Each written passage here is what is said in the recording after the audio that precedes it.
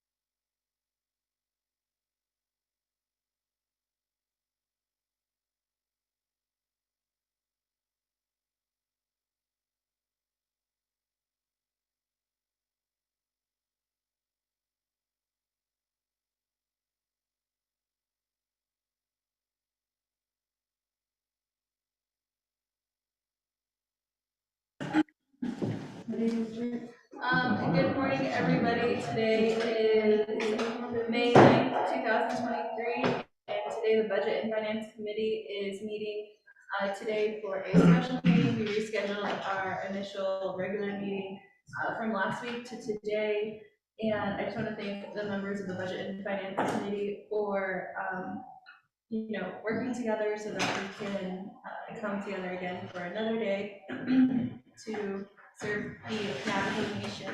So today's proposed agenda is before us, and we're gonna call the meeting to order at 10:12. We have our teleconference online, and the meeting is being streamed on a social media platform this morning by the Office of the Speaker and the Navajo Nation Council. Today we are going to do roll call. Nelson, can you help us with roll call? Yes, Madam Chair, roll call for the Budget and Finance Committee of the Navajo Nation Council. Roll call for May 9th special meeting. Honorable Shanti Parrish.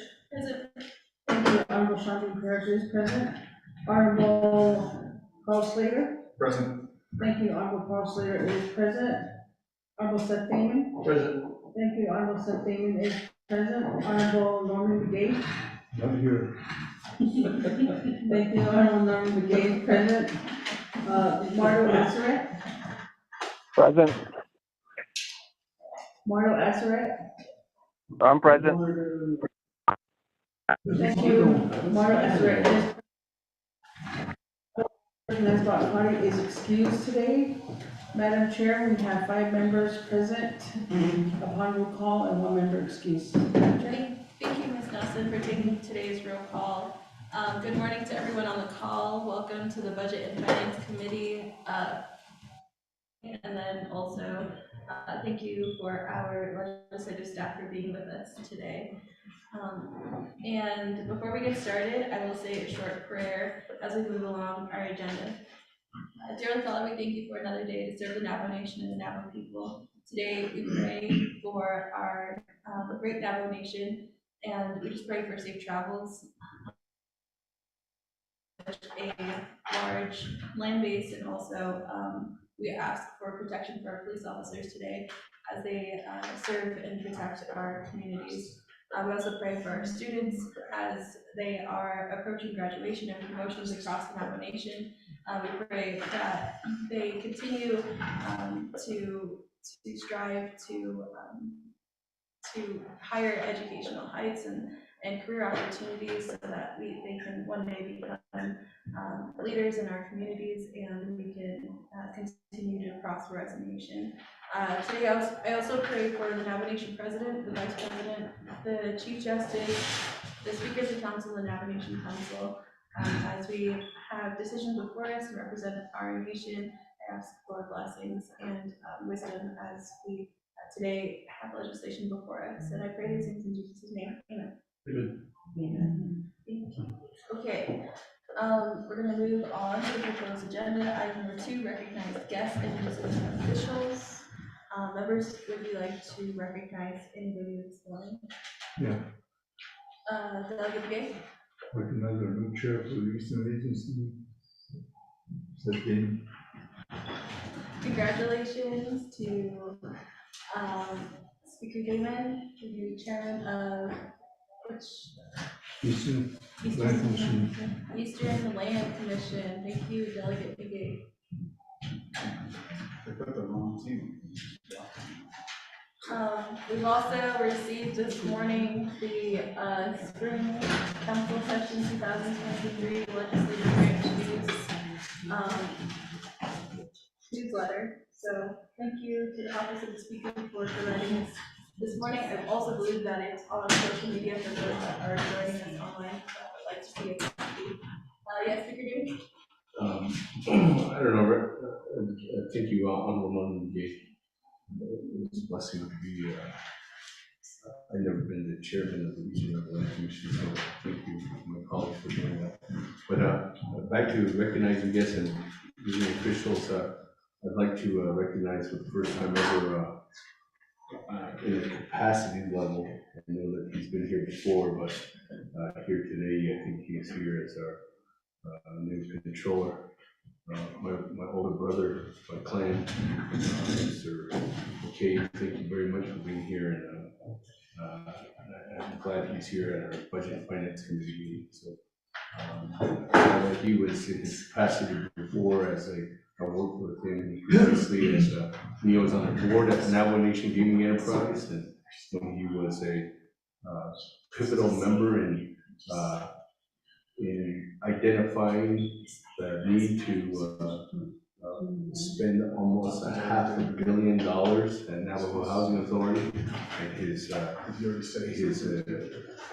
direction, his leadership role as a member of the Navajo Housing Authority Board really helped to draw down almost $250 million in 1 year, and I think that was critical, or else we would have lost almost $1 million that year. And I thank him for being a part of that in his leadership role to take that. And a lot of people don't know that.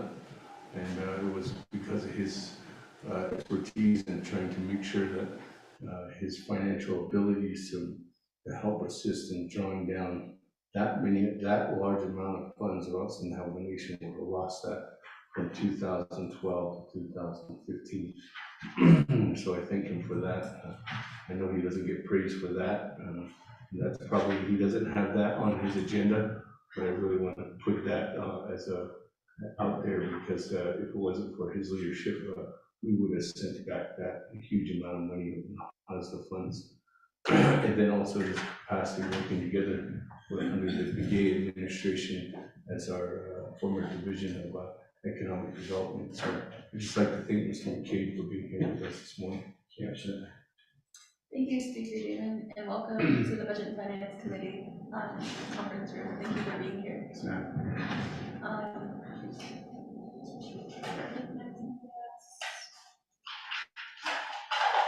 we were, let's go to recognize somebody else. We'll just, move on. Okay, I remember what was here. Is, Miss Sarah Slim on the line for the office of the president and vice president? Sarah Slim? No communication. Second call for Sarah Slim from the office of the president and vice president?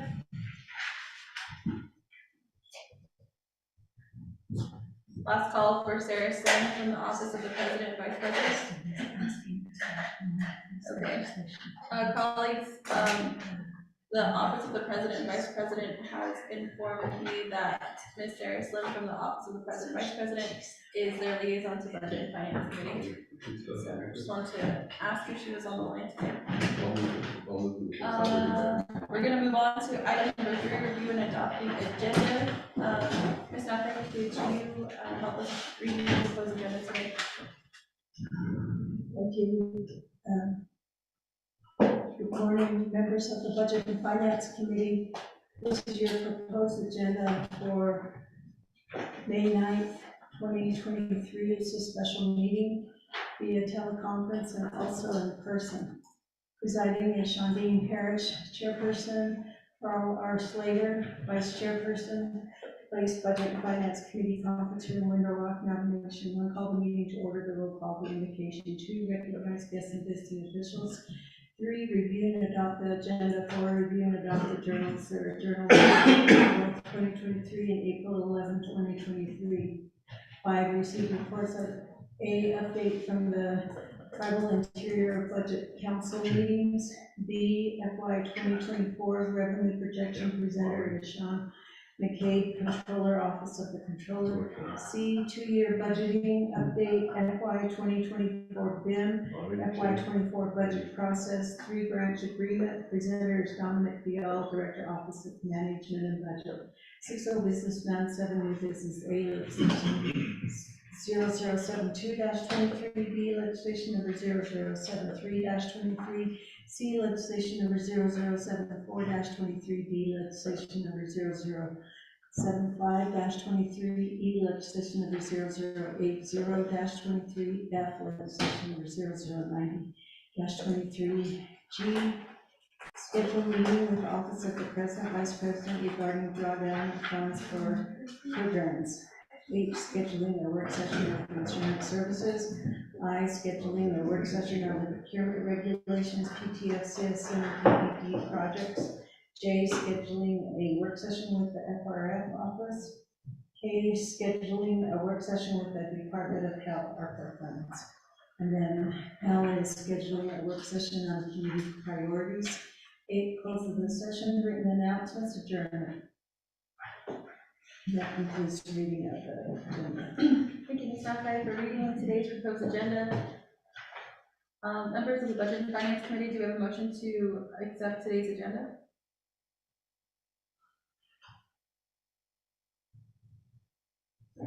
Thank you, Delegate Duguay, for motioning. Do we have a second? Second. Speaker David seconds.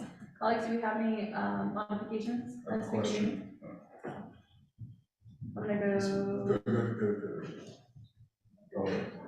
Thank you, Madam Chair, and good morning, colleagues, members of the Budget and Finance Committee.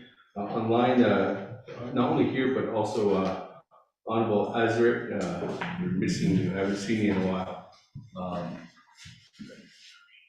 Thank you for being on the call. And then to, we have staff from the Speaker's office, and then also to the staff here too as well.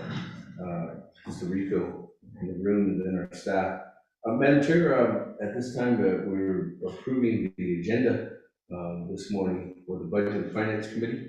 I'd like to make a motion to not only, well, let me talk about the deletions. Let me go ahead and delete receiving report item number 8, update from the TIBIC meetings, and the reason why was that was a recommendation from Madam Chair, Honorable Crotty. And as her being not here today, I think we can go ahead and delete that and add that on as the next committee meeting. The second one would be to add on legislation 098-23.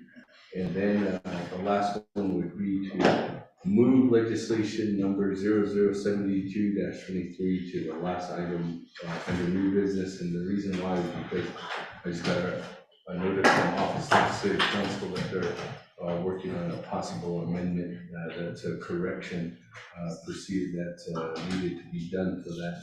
So those are my that's my motion at this time. And I'm open to any other modifications or if there's other items that need to be added to the agenda at this time. Thank you very much, Madam Chair and members of the Budget Finance Committee. That's my motion at this time. I'll go back to the floor. Thank you, Speaker Beaman.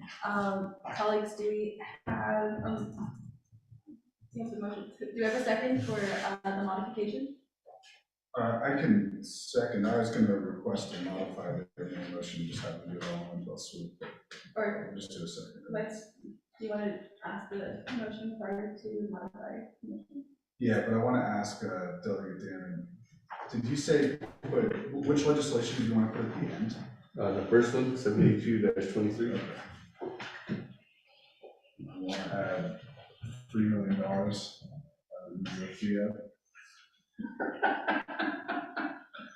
We can talk about it.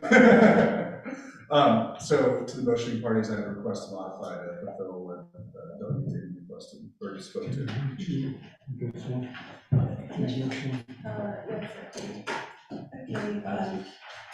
On the amendment, so are you moving 0072-23 to become the new item F, or is it going to be the item L after all of those work sessions were scheduled? It'd be after, so it'd be item 8, or it'd be item G. It's new item F. New item F? Is that what it would be? No, because- After, at the end of the legislations, or at the end of all the action items? I guess let me clarify. No, the new item number F, everything with the subsequent sequence would move up. A new item number F would be 0098-23. And new item G would be 0072-23. Okay, thank you. That's my Oh. motion. Is that correct? Yeah. Okay. Make sure everybody share. Just double checking. I was like counting A, B, C, D, E, F, G. But 72 would be last, 98 would be before. Yeah. That's 72.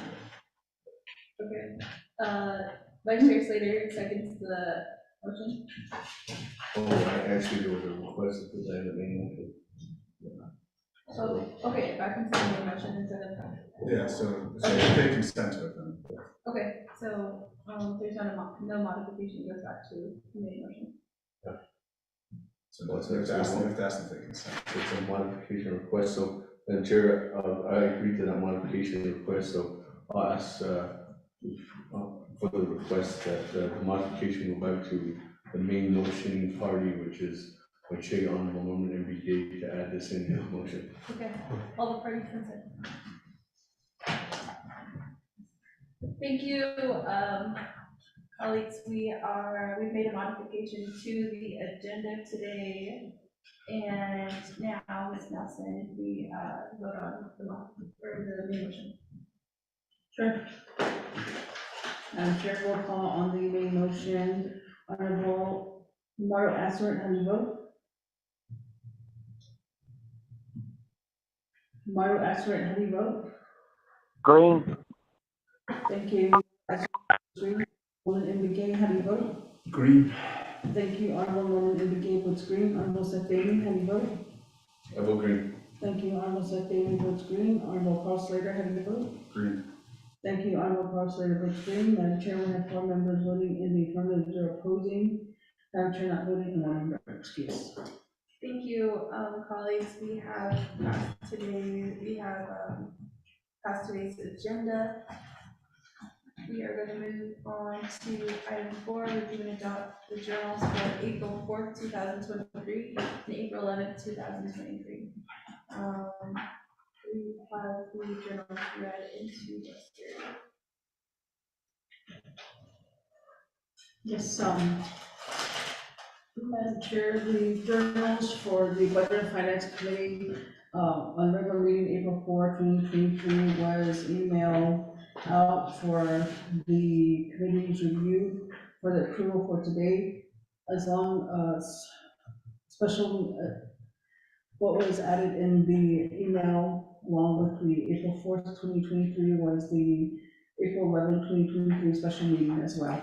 That was emailed out to all the members for the review and the approval for today's meeting. Madam Chair? Thank you, Ms. Nelson. Colleagues, do we have a motion? Motion to accept April 4th and April 11th journals. Do we have a second? Second. Vice Chair Slater seconds. Do we have any questions? Second call? Third call, if there are no questions, Ms. Nelson, could you take today's vote to accept the journals for April 4th and April 11th? Sure, Madam Chair. Roll call vote for the review and adoption of the journals. Mark, Green. okay, Mark Astor votes green. Arnold Nolan, Green. thank you. Arnold Nolan indicated votes green. Arnold Seth Damon, how do you vote? Green. Thank you. Arnold Seth Damon votes green. Arnold Carl Slater, how do you vote? Green. Thank you. Arnold Carl Slater votes green. Madam Chair, we have 4 members voting in the affirmative or opposing, and Madam Chair not voting. Thank you, Ms. Nelson, for taking the vote. We have confirmed the journals for April 4th and April 11th. We'll move on with our agenda to the new item A, which is fiscal year 2024 revenue projection from our new controller, Mr. Sean McCabe from the Office of the Controller. Welcome, Mr. McCabe. Thank you. Go ahead.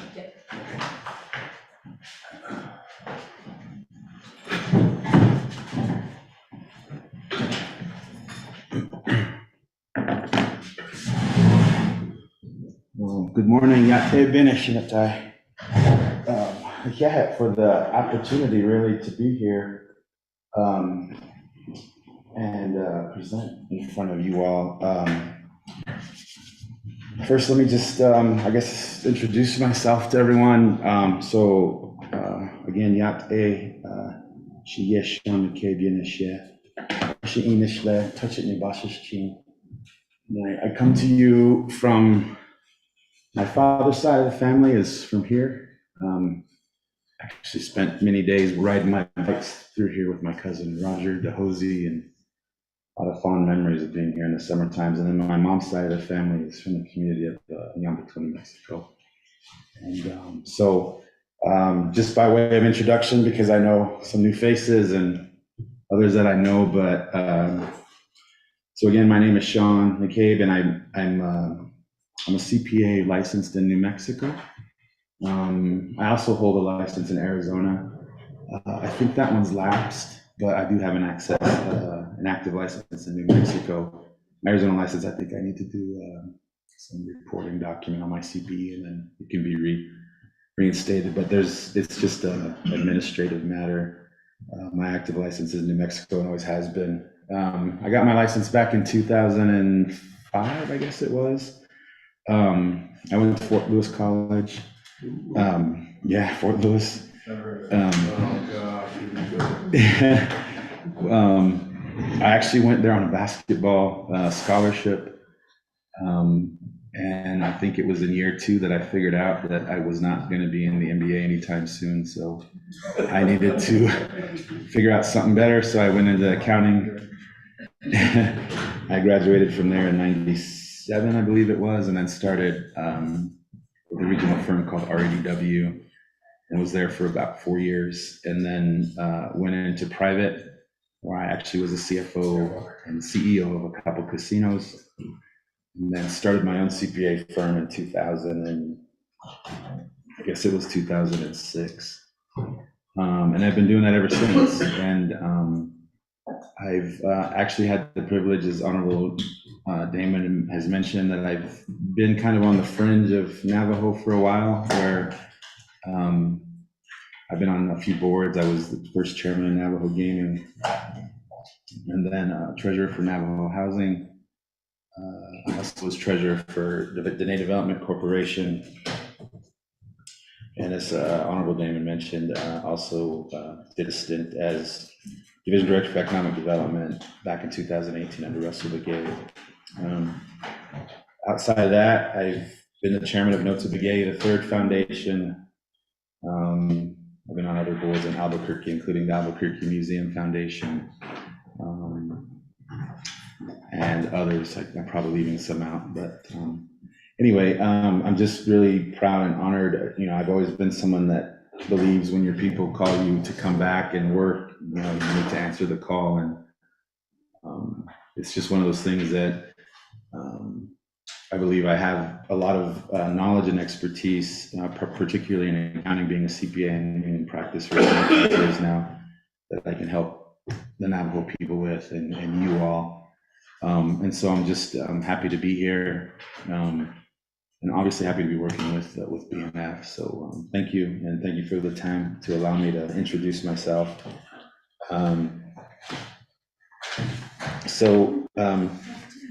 I guess before I get into the numbers, I would just like to maybe outline just a few things that I would like BNF to know about me, and really what my goals are for the office of the controller. I know it's one of those offices that kind of is at the heart of everything, right? And it has to be based on transparency and accountability. And I've already started to get that message to my team there. Over the past 3 weeks that I've been on board now, I've had a lot of meetings, particularly with our audit. And I've met with John Kennedy a couple times now. Right now, my number one priority is to make sure we meet the June 30th deadline. My understanding is we missed it last year. And so I told my team and the people who are involved with the audit preparation and the audit closeout that we can't miss it this year. Now, in and of itself, missing an audit deadline isn't a big deal, but it's certainly not something we want to keep doing, you know, here at Navajo. I've done audits all over Indian country. I do know that a lot of audits have been late, particularly coming off of 2020, 21, the COVID years. But certainly Navajo just needs to be, you know, kind of on that different level, and we can't have the audits.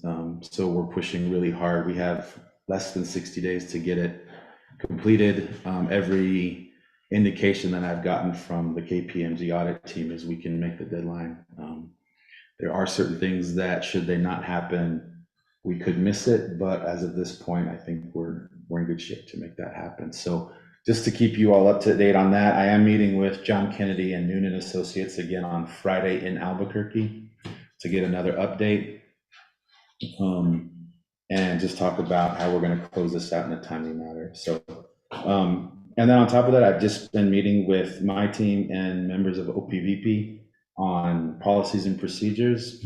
Some of my initial impressions is I think there's a lot of easy fixes that we can be just as effective from an internal control standpoint, just as effective as a department, but make things a lot more streamlined and a lot easier.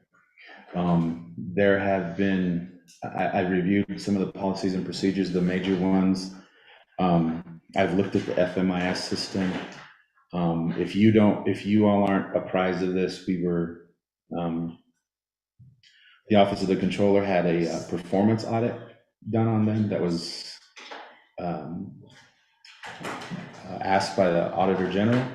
And last week I was sat in on the exit meeting, and there were roughly 30 some findings, performance issues, going back a couple of years.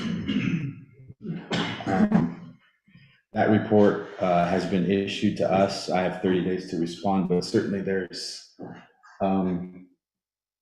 policy and procedure and issues that I think, quite frankly, are an easy fix. We just need to have the ability to get proposed changes to fix them through BNF, if that's the process.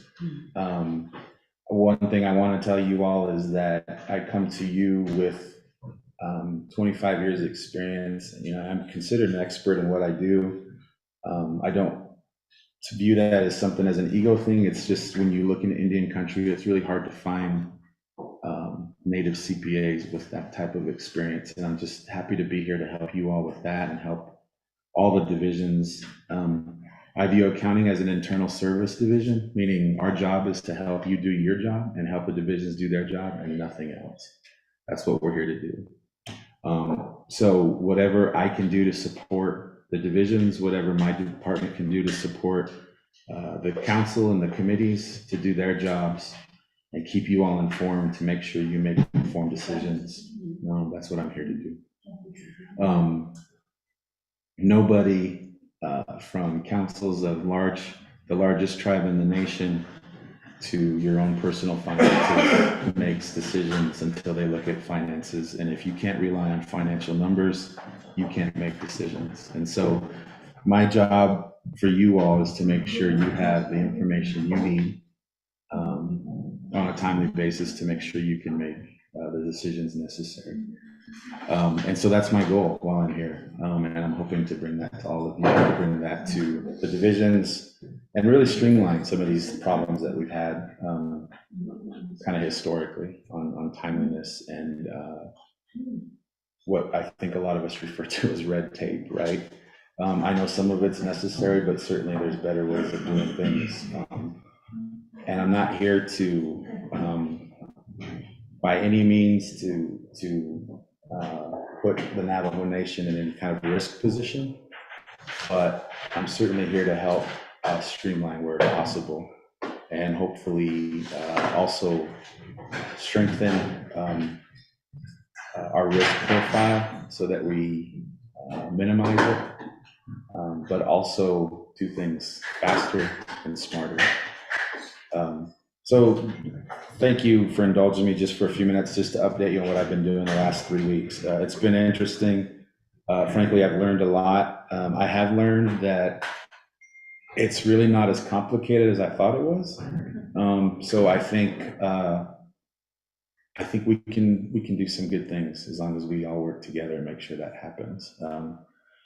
So that being said, Before you Sure. continue, Yes, thank you, Mr. McKay, for being here. I just wanted also to give the opportunity for the Budget and Finance Committee and also our staff members to introduce themselves to you, because we'll be working very closely together. Absolutely. To Oh, got the. Şey normalde bir genişe bir otileden devamı oraya olmazsa akıllı yaşam çok basit şey seçecek. Ama zaten de sınırlı davranışı. Devamı oraya. Oh, sorry. Again, good morning, McCabe, and thank you for being here. I represent the chapters here in San Benito, all the way to Gallup, and then all the way from Gallup down to Zoom. So I have Kinhajuna, Seattle, in Chujio, Rock Springs, and then south of Gallup, I have Selichi, Baja, and then Chechota. So again, thank you for being here this morning. Yeah. Thank you. Vice Chair Slater. Morning. It's great to see you in this position and can't wait to see the work you're going to do. Adonai, maybe Kirani, je suis en train de chercher,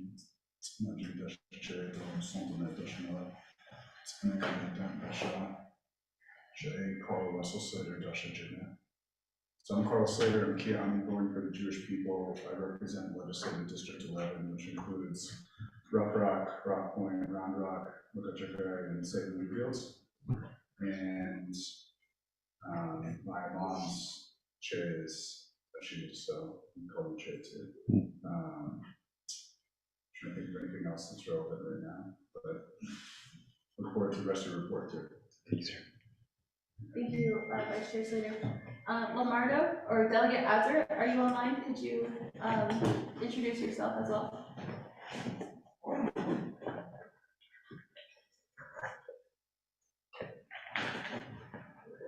Good morning. This is Lamardo Azaret. Na skажи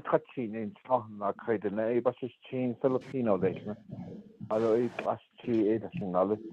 So cheat as ado e nasha. Thank you. Thank you, Honorable Delegate Hazard, for sharing with our new controller. And I'll turn the time over to Ms. Nakai. Thank Oh, you. yeah, there. I'm Peggy Nakai, and I'm the advisor assigned to the Budget and Finance Committee. I'm latitude 149. And, let's see, Bitterwater are my Chase, and what you, what that one is. But that's my Nellis clients. And I'm from Kinshasa, I speak the name of this. Ms. Nelson? Yes, thank you, Madam Chair. My name is Laura Nelson. My clients are the Natchez and Shaw, and the student administration, welcome, Mr. McKay. Great, thank you all for taking the time to introduce yourself and just to get to know one another, kind of briefly at this point, but good to see you and good to meet you. She'ekia ani adon and shne godo bashishi kudachi in edashiche kabama edashna ado nade kudanesh at denasha kudanesh at dol chibitko denahoto a banasha ado. So thank you again for being here with us, and I just wanted to do brief introductions as we're going to work together. Absolutely. So the time back over to Mr. McKay. Yeah, thank you.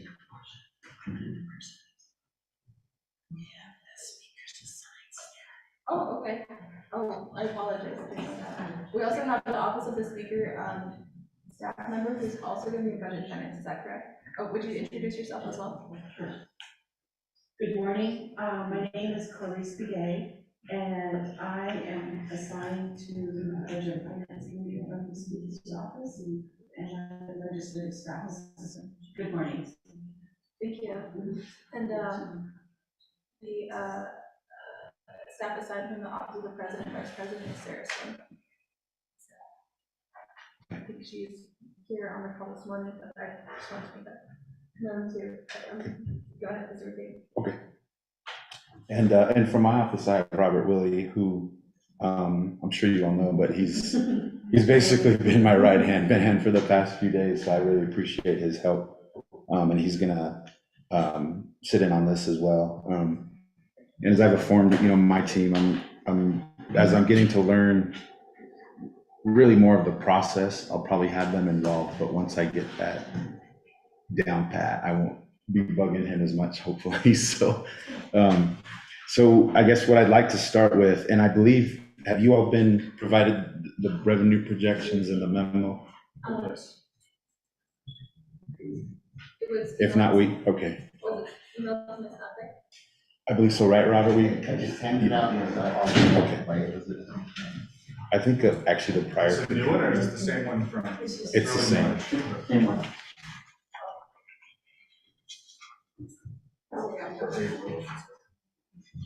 No, March.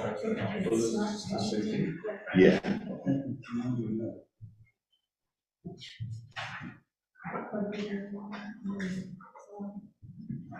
Have you actually been through this before? Not with the controller, but we have it. Okay. Never seen it. We never received that. Okay.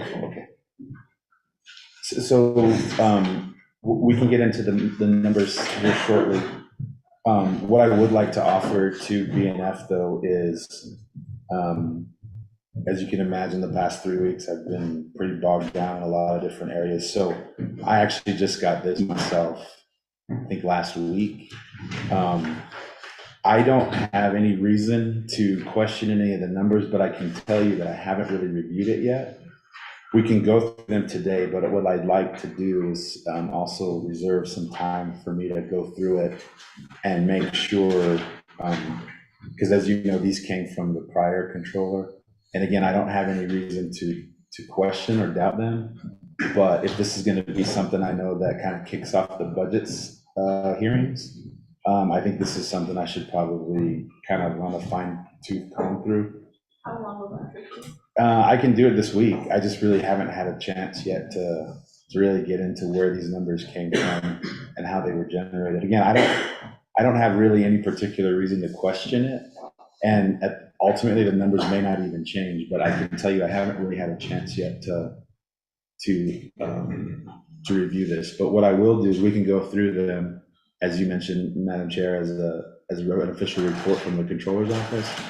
But then I'd like to work with my team and even BNF, if you'd like a work session, to kind of figure out how and why these numbers came about so that we're all on the same page. Because I know this is a pretty important kickoff to our budget coming up in the next few weeks. So as you mentioned, I think you have at least seen this, but maybe not yet gone through it. So primarily what we're going to present today is the general fund projections and the permanent fund. And the general fund, as you know, is made up of several different revenue sources. And then the permanent fund is primarily interest and other market fluctuations in the money we hold in the permanent fund. And so if you turn, so the first is just the memorandum, which I don't think we need to go to. We may want to just turn our. If we're gonna have my recommendation is, if we're gonna have Mr. McCabe present to us today, and then his recommendation is to review these documents himself, I suggest that we go ahead and move this report to next Tuesday's meeting. So that we're not going over today, what he's explaining, and then going over again next week. So that's my recommendation. Thank you. That's fine with me. Okay, great. Thank you, Mr. McCabe, for the introduction and just meeting you today. Sure. We're gonna defer the report, so you'll have time to go over the numbers, and then we'll hear the report next Tuesday. Okay. Yeah, and I don't want to throw a wrench in anything. It's just, I don't want to tell you, yeah, I know these Sure. numbers, and I want to make sure we're on the same page before, yeah. Thank you for being here. Okay. Members of Budget and Finance, do you have any other questions? Yes, Speaker Green. I'm gonna ask you these questions, whether as not as a position to, like, being any word negative.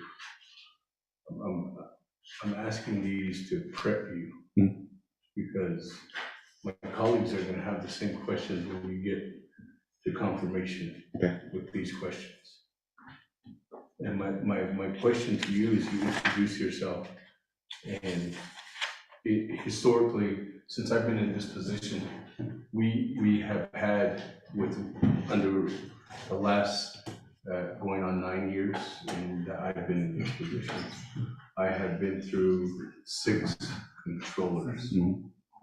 And in that, with 5 different individuals, including Mr. Rob Willie sitting behind you as our acting controller during the first year, and then after Mr. Jim Parrish left, he was an acting position. My question to you is, have you signed a contract with the president and DPM, and is that on file with DPM? With that, what is that contract, and can we get a copy of that contract? If so, that can be done in an executive session, as it should be, because that's your right as an individual. And I think that's what we should have a copy of. And in that contract, does it state your commitment? I know that you have your own life. You took a responsibility when you should be on these boards in the past, and you took the responsibility to leave your company when you became the division director of economic development. And I thank you for doing that at that time, because you took over something that was stagnant there. And you started moving around those funds, especially on the sales tax dollars. But My question is, what is your commitment to being our controller for the Navajo Nation? Are you committed to being here for the long haul? I know you have your business, and I know that's my question. What is your commitment, and is that stated in your contract? The second question is that, how does that work with your business? Have you worked that out with Department of Justice? Anything? I think those are things that, if you don't want to answer any of these questions on record, I think that you can ask for executive session. I think that's your right.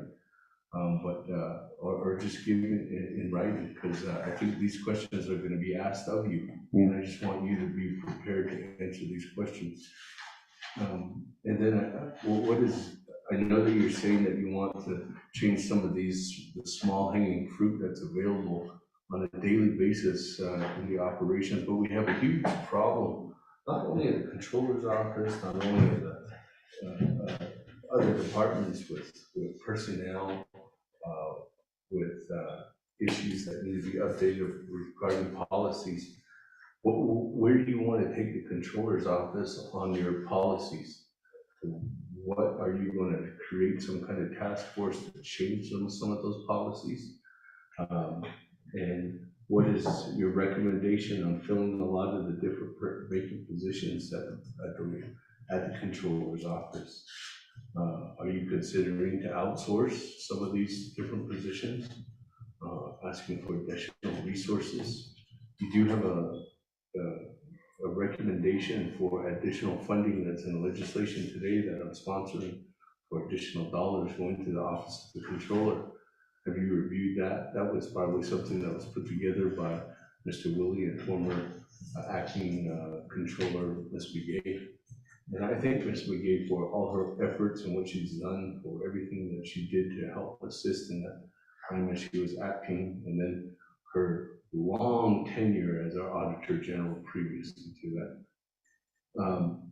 So what is your position on some of these upgrades that you're trying to make, and if that's including personnel? And then you just now talked about the financial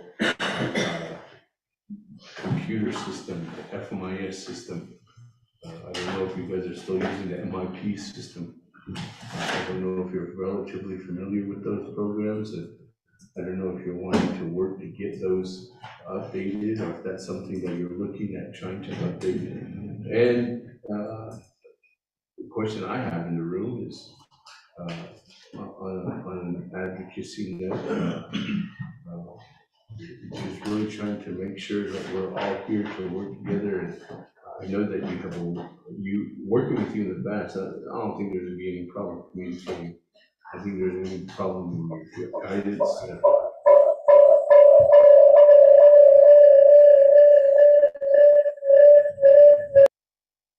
I don't want to just add you onto the list to controller number 7 in a 9-year period, you know? And when you look at previously before that, before 2014, we only had 3 controllers in 30 years.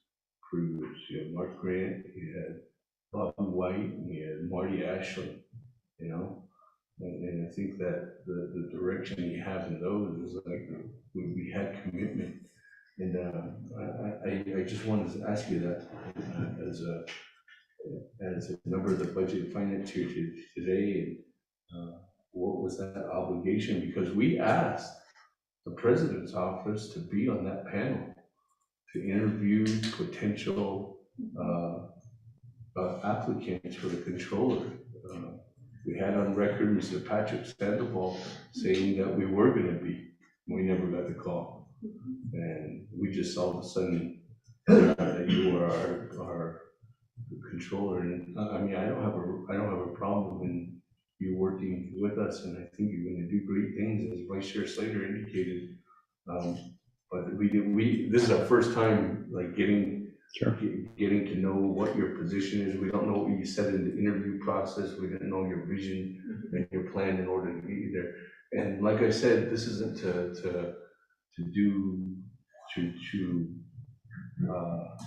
try to have money at, I don't know, non-cap or have any kind of attacks on you right now, but these are just questions I'm asking that a lot of my colleagues are gonna ask, probably even in a different way. And I just want you to be prepared for that as being a member of the Navajo Nation and being an applicant and being selected by the office of the president and being here before the Budget and Finance Committee here personally before us for the first time on record. So again, those are my questions at this time, Madam Chair. And I think that information can guide us into some of your more strategic leadership role that you're going to take at the helm, and then more importantly, your objective to lead the largest nation, as you indicated, financial, fiscal responsibility, our fiscal agent of the nation. So I think those are my questions at this time, Madam Chair. Thank you very much. Thank you, Speaker Dan. I'm going to give the time back over to Mr. Murphy for any closing comments. Well, I can answer all of them if you want. So thank you, Honorable Naaman, for your questions. I appreciate your candor and your questions. So to answer the first question, I don't have a contract. I just signed a PAF like another employee.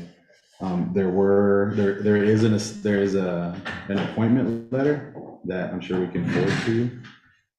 I do have my firm. I did inform the office of the president that I was not in a position to give up my firm. I mean, you have to understand that's a firm that I've built in 15 years.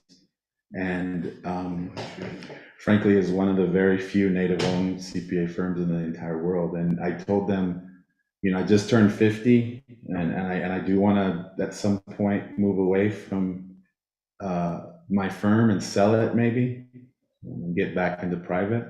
But given the time frame of Miss Begay's departure, you know, she basically said, apparently she's been saying, I'm quitting in a month, and they kept 30 days. The president approached me and said, look, we got to do something because we're going to be without a controller. What do you think? And if I'm being dead honest with you, I told him no. I said, I don't want anything to do with it.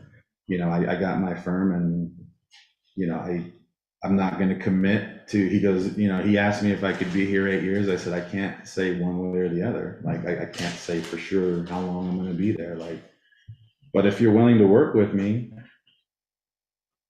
you know, I can certainly step in right away for you and commit. What I did tell him is I could be here at least a couple years, and then we can reevaluate the situation then. My commitment to this, so my firm has provided audit and accounting for 15 years. And just recently I stopped my audit practice. And part of that was just didn't have the resources to do it. And considering this, right? Like, I knew I wouldn't have time to do audits. And when it comes to governmental audits, you can't really skimp on stuff like that. You get yourself in a lot of trouble. So part of my commitment to the Navajo Nation in taking this was rearranging what I had to do on my, so we're just doing accounting services now. And I have rearranged my current client load so that I can be here and commit to the Navajo Nation as much as needed. I did ask for a little bit of flexibility and remote if on some occasions, and the president agreed to that. I said I can be here 100% of the time, but I just can't be here 100% of the time. And he said, you know, that's something we can work with you on. So basically I said, as much as I can be here in Window Rock and in front of committees and wherever, I'll be here. And there will be times where I won't be able to be here, but I can be available remotely. The truth is, I still live in Albuquerque. I have no, to be honest with you, I have no intention of moving here. If that's a problem, then that's something we'll have to talk about. But it's hard for me to uproot my kids who are still in high school. My son just got into Albuquerque Academy, which is an opportunity I just can't say, hey, we're gonna move out to the res. And hopefully the committee and the council can see their way to knowing that my commitment is here.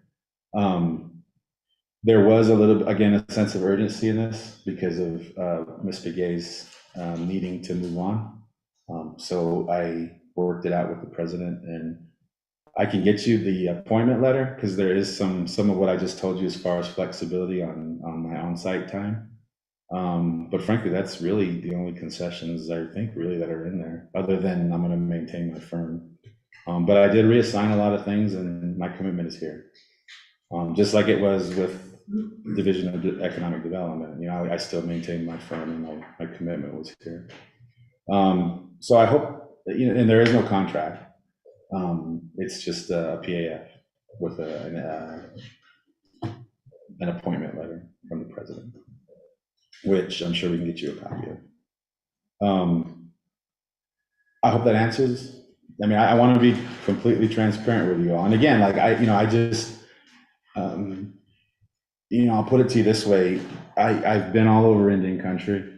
I've done audits and accounting, and I know every accounting department in Indian country wishes they had a CPA. And that only gives you a handful of people, because if you want a CPA with governmental experience, there's only a few people out there that can do it, a few hundred. If you want a native, forget it, it goes way down. And then if you want an actual tribal member, Navajo is blessed to have maybe 4 or 5 of us in the entire world with the experience necessary, the CPA, to actually step into this position. Joaquin is one of them, and I know he doesn't want to do it. I think there's a lady in Kayenta who may be able to do it. Wesley Benali at RDW, but that guy's being paid, and he should be paid. If you guys want a Navajo in here with the credentials you're looking for, or Miss Kirk, probably another one. But I think she'll even tell you she's more lawyer than she is CPA.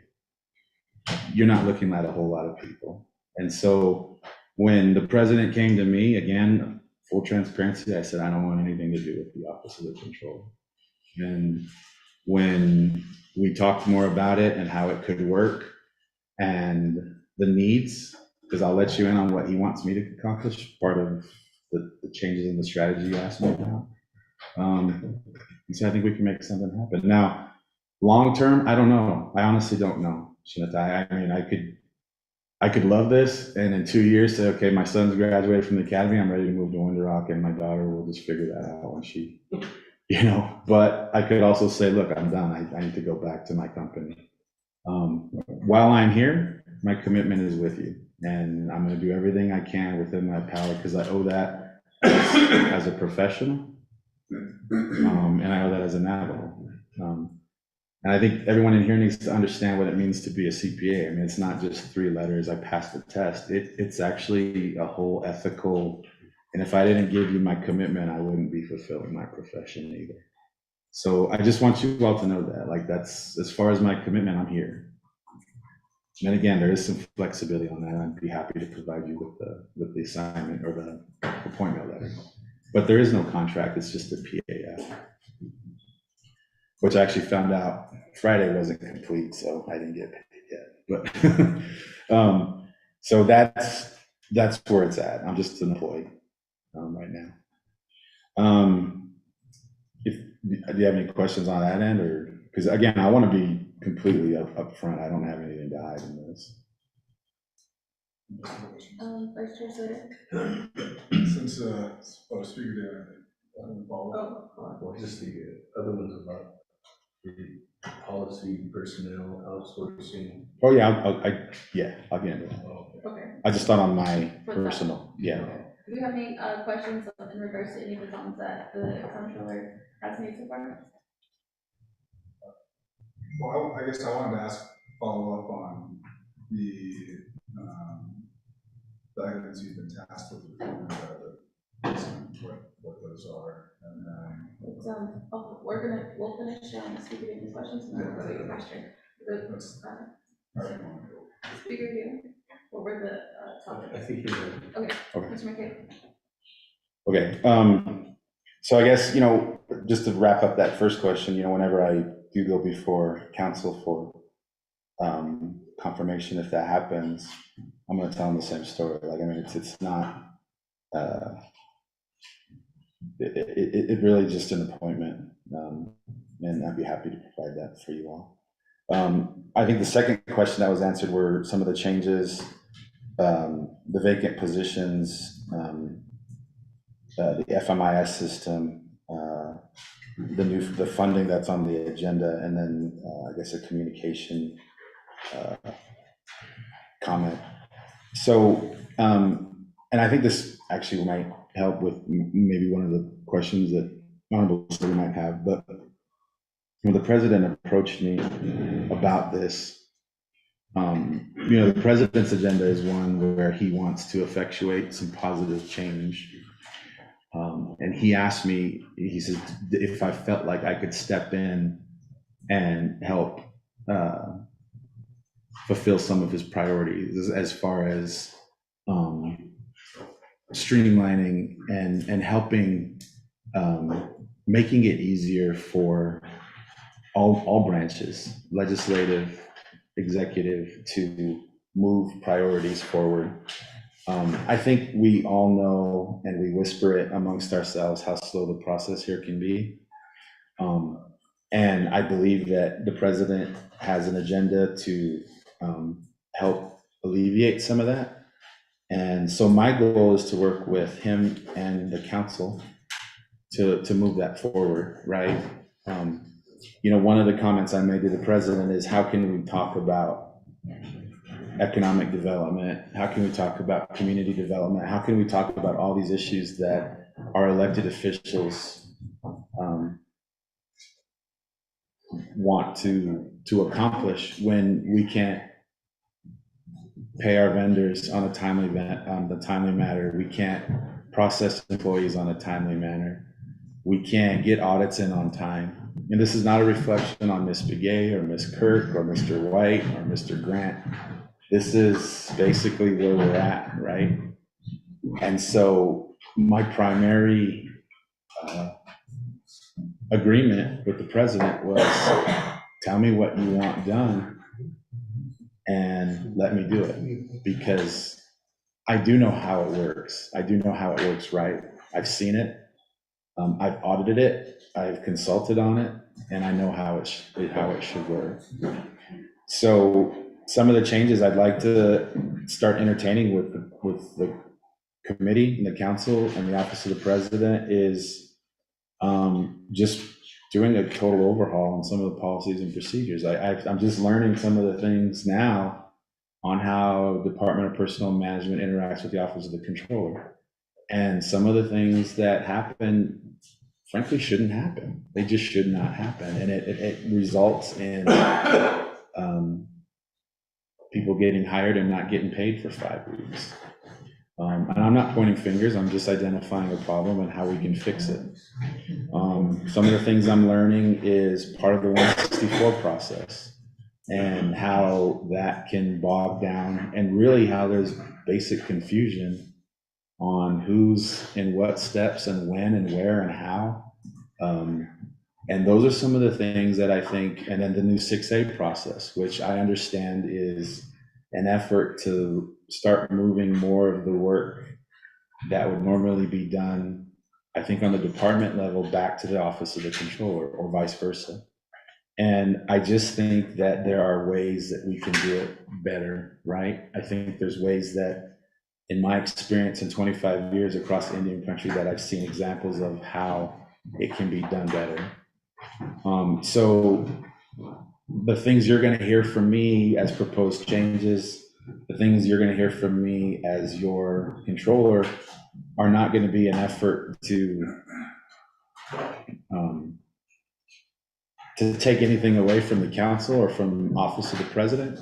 It's not going to be in an effort to put us in any risk position of material misstatement or internal control issues. It's simply going to be a way to work smarter and get things done faster. I think one of the comments I've made to a couple of the departments already, and this is how I like to look at it, is if you strip accounting down to its bare bones function, it's money in, money out. That's all it is. Everything else is compliance, everything else is reporting.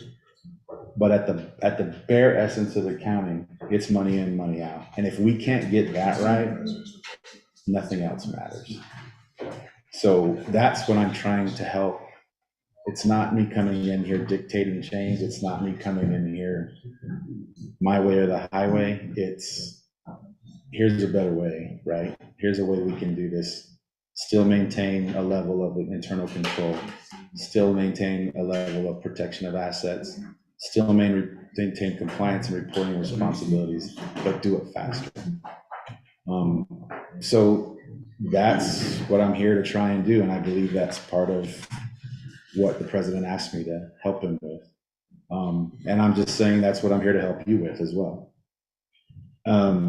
As far as vacant positions, I don't really know yet. Frankly, I don't even know if we need them. I think we need to take a really good look at where the quote unquote fat is. And if we can cut it, then maybe we don't need more positions. Certainly if we do, and if it helps meet the goal of working faster and smarter, then we'll add where we need to add. I've been approached with proposals to bring on an accounting staffing firm. And I've actually said, let's wait, let me figure out where we actually need, where the need is, because I don't know yet. I certainly don't want to add positions just to add positions and spend money that we don't need to spend. If it's needed, absolutely, we'll do what we have to do to put vacant positions together. I think that goes along with whatever the controller's funding proposal is, the former controller. I can't say that I've looked at that in detail yet, but obviously there was a need for it. And, you know, whatever I need to do to help support, you know, that's what I need to do. But I don't know what the details of the funding proposal is yet.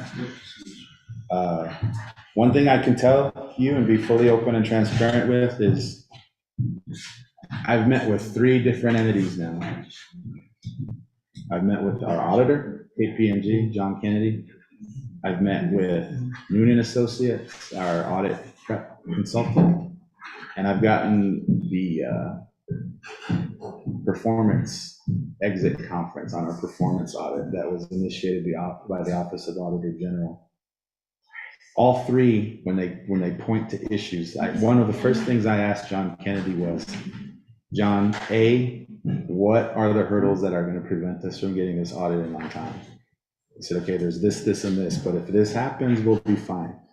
I think we've solved most of that. So I don't think there's going to be issues getting the audited on time. Then I asked him, you've been doing this audit how long now? He goes, well, before you switched to Moss Adams, we did it for years and years and years and years. I said, okay, man, what is the problem? You know better than anyone as the auditor. Where can we improve? I asked the same question of Noonan Associates, and I looked at the performance report, and I can tell you hands down, the one consistent finger pointed at is FMIS. That's an old system. It's cumbersome. It's hard to plug in programs and then work properly.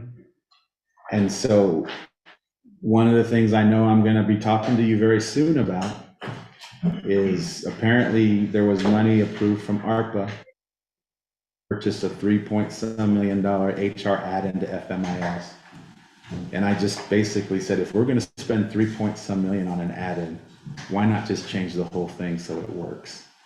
Because there are modules out there that are native plugins, meaning they work because they're the same module. It's like a Microsoft product plugged into a Microsoft product. They all work. What we want to get away from is taking a JD Edwards system and plugging a non-native system into it, because we get problems with IT issues, which slows down productivity and everything else. So basically, I met with OPVP yesterday and said, look, if we're going to put $3.6 million into a DPM module, why not replace the whole thing so the whole thing works together? So that's one thing I'm gonna be coming to you about, because everything I've seen so far and I've heard is we have an old system that frankly, as the nation's largest tribe, we should change. So that's part of what I'm gonna be talking to you about. My understanding about FMIS too is it's not implemented it's implemented in very few local places, like one government in Albuquerque and I think the school district, and that's it.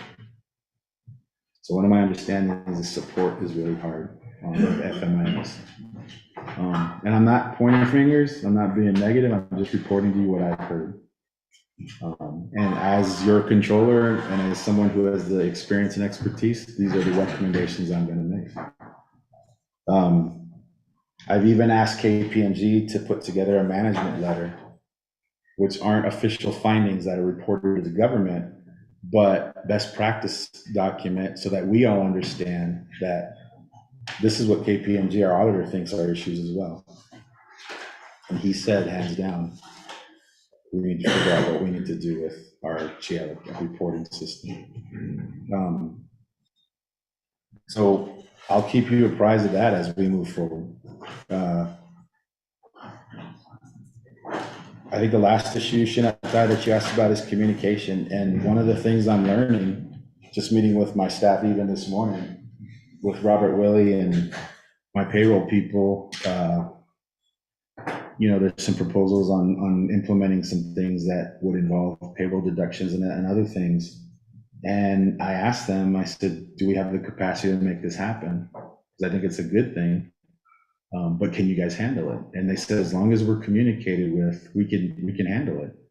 And I think frankly, there is a communication problem here at Navajo.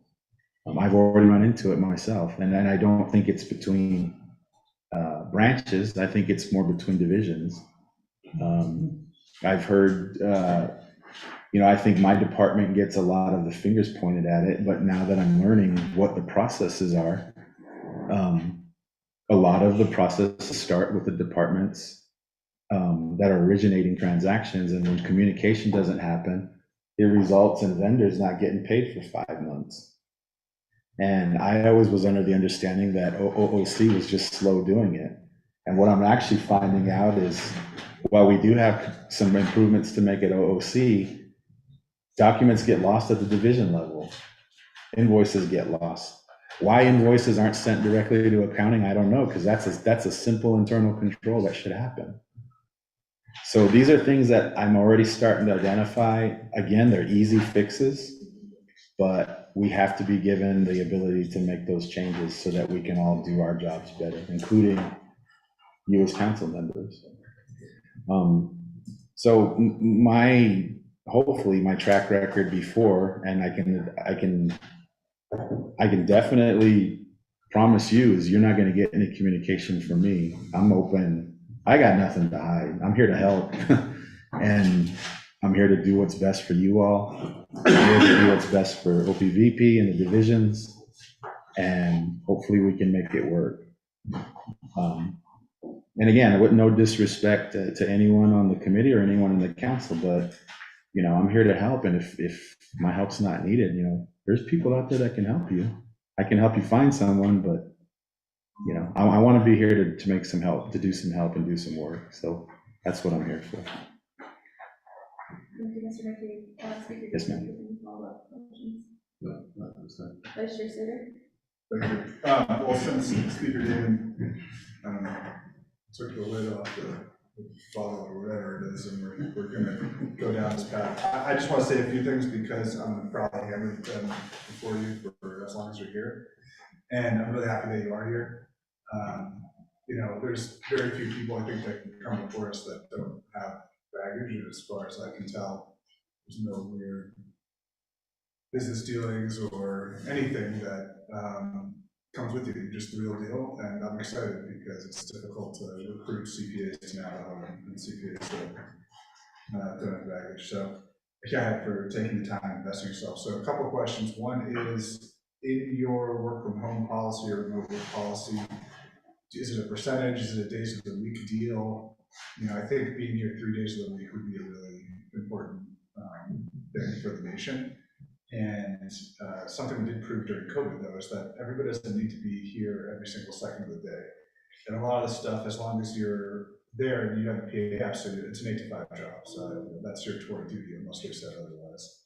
And I think, you know, that'll be my expectation of your responsiveness and whatnot. But I would like to understand, well, okay, 8 to 5, 3 days of the week at the very least. You know, I prefer that you're here 5 days of the week because I think there's a team and a management thing. We're really bad at working in teams in the government. We just have a lot of managers who never learned how to be managers. We have a lot of employees who find it more, find it better to be subversive than it is to work toward a goal. And there's all sorts of factors that contribute to that. You know, poor pay, they're jealousy or whatever. They see, oh, well, someone else gets preferential treatment, or the manager is telling me to do this and they don't do anything. And, you know, it's just tolerated. And I think, to me, the biggest feature that we confront as a government is management. You know, we have plenty of good policies. We have pay that's fairly similar to what the other governments around us pay. But you come in and we're just, and part of this is now a Preference Employment Act. You know, we recycle employees through the system. There's the same competition that exists in other markets because we're not adjacent to large job markets where you can draw talent. We don't have housing. And so when you confront management issues or communication issues, I think the biggest part of it is manpower. That people are stretched thin, so they're not as responsive to, you know, and attentive to what needs to be done. And I think when you can look at, okay, a dollar and cent side to this, well, what value are we get from it? But in terms of greasing the wheel, increasing communication probably needs more bodies, or creating a mechanism or a tool for transparency among departments. So FMIS is like notoriously opaque, right? None of us can go into it and figure out, you know, the nation's finances in a sort of semi-real-time snapshot for a business unit. We have to rely on a program or department. I think, you know, I 100% agree and support transitioning to a new service or getting an upgraded service through Oracle. And I think that that should be your #1 priority because it takes so much time to transition between systems and to get staff trained. That if you have that professional experience doing consulting and accounting work for other tribes, we're going to need that to have someone with reliability implement that within the system. You know, a Navajo who's doing this because you care about Navajo in addition to being a citizen, not some huckster who's selling us a system we're going to have it for the next 50 years that's going to stick and cuck up the system. So the modules is something, if you listen to any of the Budget and Finance Committee meetings over the last few months, we've spoken about this. I know I've worked at different systems. I'm familiar with the things that are available through Microsoft. I really think we need to have a strong competitive process to procure a system and make sure that the requests for proposals or qualifications are written the right way. And you should include this committee and the other committees in devising that, or at least give us a surprise in that process. Now, I don't want to bash Delegate Damon's legislation, but there isn't anything necessarily in there that's about upgrading the Navajo Nation system, right? And we've been on autopilot for so long. I think the Office of Management and Budget tries to make some recommendations on, you know, things that might yield efficiencies or comply better with law or what have you. But you do have, I think, a consulting background too. And what we need to look at is performance. And there's all sorts of boards, whether in the public or private sector, that call out the bottom 5% performers or the FAT or whatever it is. And we can look at either employee performance, we can look at program performance. We did eliminate, not earmarks, carryover fundings in theory, but you know, that could be something that you and the president could stand fast on and say, well, we're not going to support budget requests for carryover requests because, you know, we're making a decision that we need to budget correctly. There's a whole variety of things you can do, and that doesn't necessarily come to the controller, that's more in the implementation at the end. Like, you know, as you think through the policies, if that is outsourced to someone else within our government, you know, to the program or to the branch or whatever, and we end up increasing funding over and over without yielding results or anything that's leveling up the government, then, think of protocols in which if we have a strong controller and a motivated OMB and a motivated president's office, that they could stand firm to make those changes.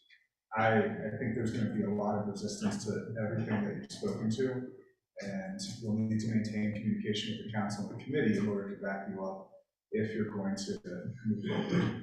Because, I assume one of the reasons that you did not want to take this position is because it's so political. It has been politicized in the last two controllers, the interim and the previous controller. Or sorry, the previous two permanent controllers, and the interim is not political. But that politicization is something that needs to end. And there was lobbying, there was all sorts of weird relationships. It's just something that we want to have someone who's completely unimpeachable and is neutral and is not a public figure, but who is there, like you said, you're the internal service provider to the Navajo Nation, and not bringing us business deals and things like that. We just want you to do your job and do it really well. So my second thing is, set all this management aside. To my knowledge, the Navajo Nation has never done a request for proposals or services for banking services. We've used Wells Fargo since maybe before my mother was born, I don't know.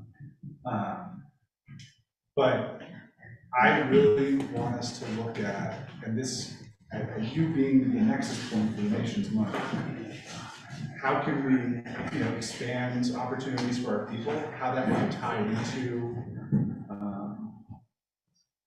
the services that you provide to the government, and who you pay to do that. Is there a way to do that more elegantly for the benefit of the Navajo people, as opposed to providing that funding to an off-reservation commercial enterprise who has a footprint here that doesn't provide, say, the same services? So that's a really big conversation. I think you get at what some of the things I'm talking about, but I would like you to go out and commit to doing a request for proposals or services, whether it's a master contract, where you break it up into discrete pieces and see what's out there. Because we as a committee, we don't have something that says, okay, in this process that was done 5 years ago, 15 years ago, we saw that Wells Fargo was offering better rates than anybody else, so they were in line and competitive, or they were slightly more, but they offered this service that we didn't have, or the opportunity cost to move to a new service outweighed the moderate increase that we paid for something like that. And I'm not here to say that I don't think they're doing a good job and doing what they need to do for the controller's office. That's an assessment that you can make. But I think from a good governance perspective, our chair, she was a PIO at the state treasurer's office, secretary of the treasurer, or the treasurer, secretary, or just the treasurer, not the secretary. And I started poking around on that website because of her experiences, and you see their requests for services for different types of banking and treasury services. And I just don't know why Navajo has never done that. And I really want you to, I hope you would commit to doing that in your tenure, or at least setting in place the process through which we would do that. I just want to know that we're getting the best bang for our buck. And then if you set that aside, there are larger things that we can do on providing greater credit to our people and credit access. That does have to be complemented with land reform, and it does have to be complemented with our people making decisions on how we actually want to have an economy in Navajo. Right now, I think we can just have it all by not making any changes. But those are the things where you can bring value in. Here's what other tribes are doing. Here's how they've either divorced the government and business, and here's where there have been those nexus points where it works good for both of them. And I'd be interested in seeing that sort of advisement to the nation. It doesn't have to be hyper formal, it can be anecdotal at times, but I want to see that sort of impact as well. And then lastly, I'm sure you already did this with the Department of Justice, but you know, in order to be unimpeachable, we need, you know, some sort of conflict analysis with your current clients in the nation. I think about gaming and some other things where the nation has very, you know, important positions, and we need you to potentially be at the table, or you may be exposed to knowledge that would be a benefit to those clients. And I'm making assumptions that, you know, if you have clients like that. But you know, if you're licensed in New Mexico, there's a bunch of tribes that do gaming in Mexico if you work elsewhere. You know, the nation has an interest there. And that's something that should be upfront and set off the bat, you know. Because whether you're exposed to it directly or you're just going to be a indirect and a part of the milieu and people might not know, you know, these are things that we need to address and discuss. I don't want to have anyone come forward and say, you know, they're trying to discredit you because of something like that nature. But that's what we need as oversight. And then I have a lot more, but I'll have to because I'm 1:30. The last thing is actually related to the budget projection. And so this is about the most sophisticated as the government gets. We never have graphs. I mean, there's almost no graphical depiction of anything budget-wise on that, except for an occasional pie chart of this is what the executive branch gets, this is what the legislative branch gets, and this is what the judicial branch gets. Which, you know, if you can't figure out 72% and 18, then probably a huge job. But I want to see you when you're looking at FMI and you're thinking about reporting, how can you better resource OMB yourself to provide more sophisticated analysis back to the nation and its leadership, right? It's like you can have trend lines. Okay, this is the amount we had year over year, and this bottom figure here, which is not really revenues. You could track what were the drivers in a particular year and say, okay, well, oil was up that year, but the way that we receive our royalties, they had actually hedged it at this price, so the projection didn't end up lining up with the revenue that came back to the nation. Or NTEC increased their production while Kennington Mine closed. No, whatever it is, none of that is ever provided to us. The most we get is the front page of this, and it says, this other document that I'm sure, right? Oh, no, yeah, the page before it. Yeah, it just says information collected from NTEC contributed to revenue production of $37.3 million for FY 2024 coal revenue. And then just saying they're using the EIA for forecasting, you know, potential oil royalties. But how can we improve the quality of information that is disseminated within the government? I think having reporting systems, so when you have, you know, people leave, they go elsewhere, and everything shouldn't be critical man, you know, you need this person in office and the office goes away. But oh, we have this data that exists within this module that ties into the Microsoft system.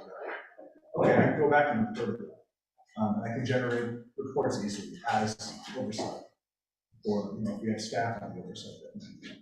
So that's my last challenge. And the other thing I'd like to say is, if you could just for say this projection in the last couple of years, walk us through what's driving the revenues, and then some of these set-asides.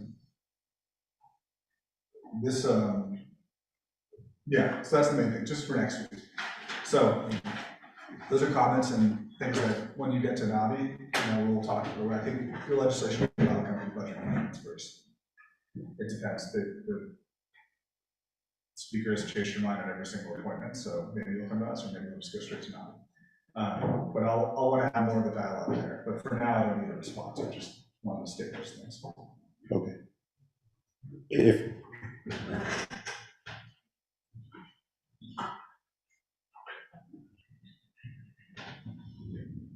I think after, before it's all done. Thank you, Mr. McDade. I'm going to turn the time back over to you. Sure. There are a couple comments that I want to make on your comments on this later. So, one thing I forgot to mention in that appointment letter, I did disclose any potential conflicts with my firm. I do some accounting services for a couple Navajo schools, and one for it's not really Navajo. It's Navajo related, but it's not at all Navajo funded. It's a not-for-profit. the CPA world, the conflicts arise with independence issues or anything like that as far as conflicts with my firm. But in that appointment letter that we'll provide to you, I did disclose, I think, through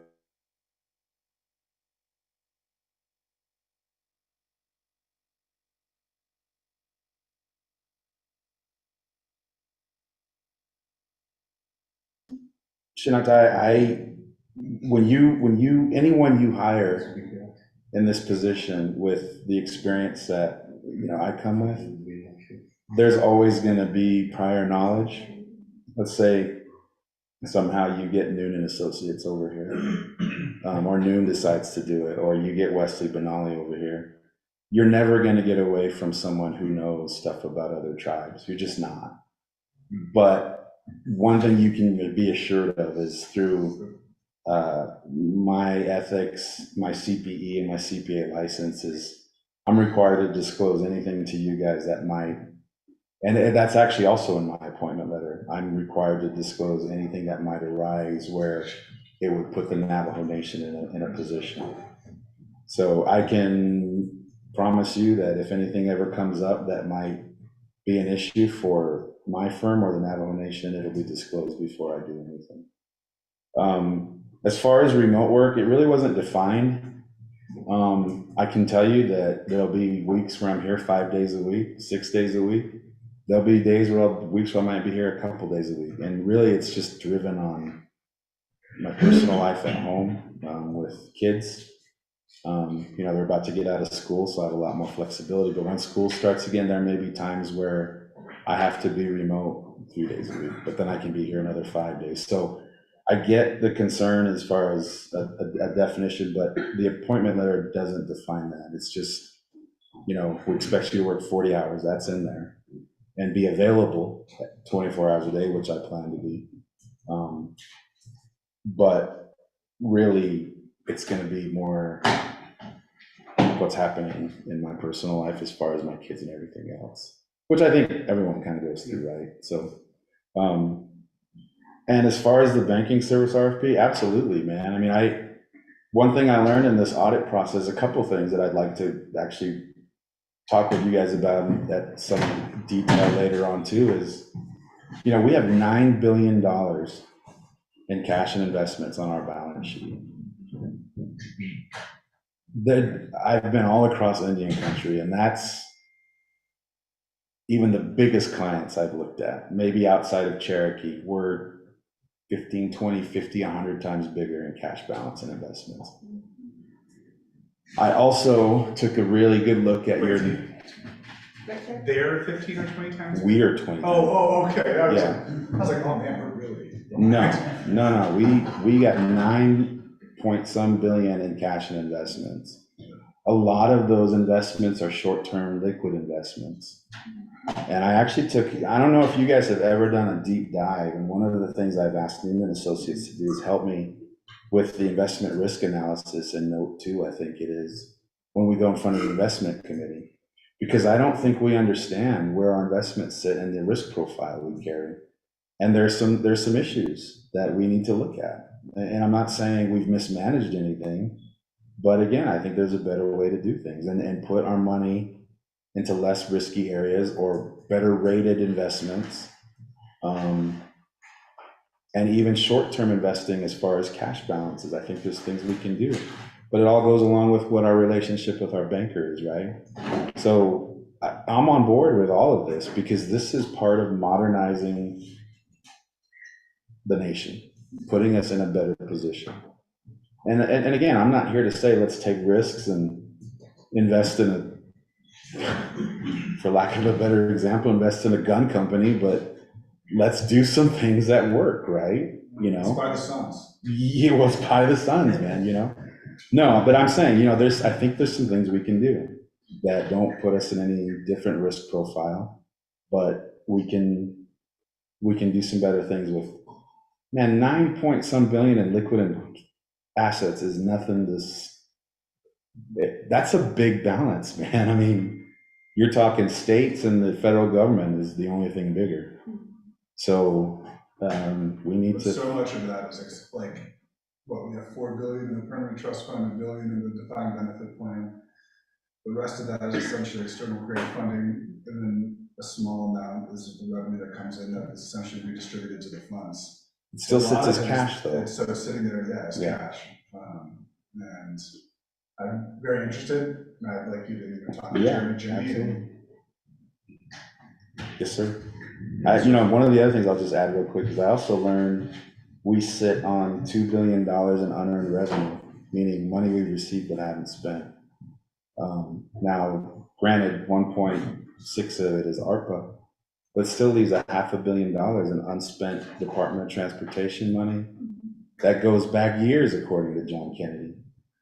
There's no reason why we can't deploy those funds immediately. Why can't we just, here's money, man, let's fix some roads, let's, it's been carrying over, John Kennedy said 10 years. Like, let's make it happen, and I'm here to help.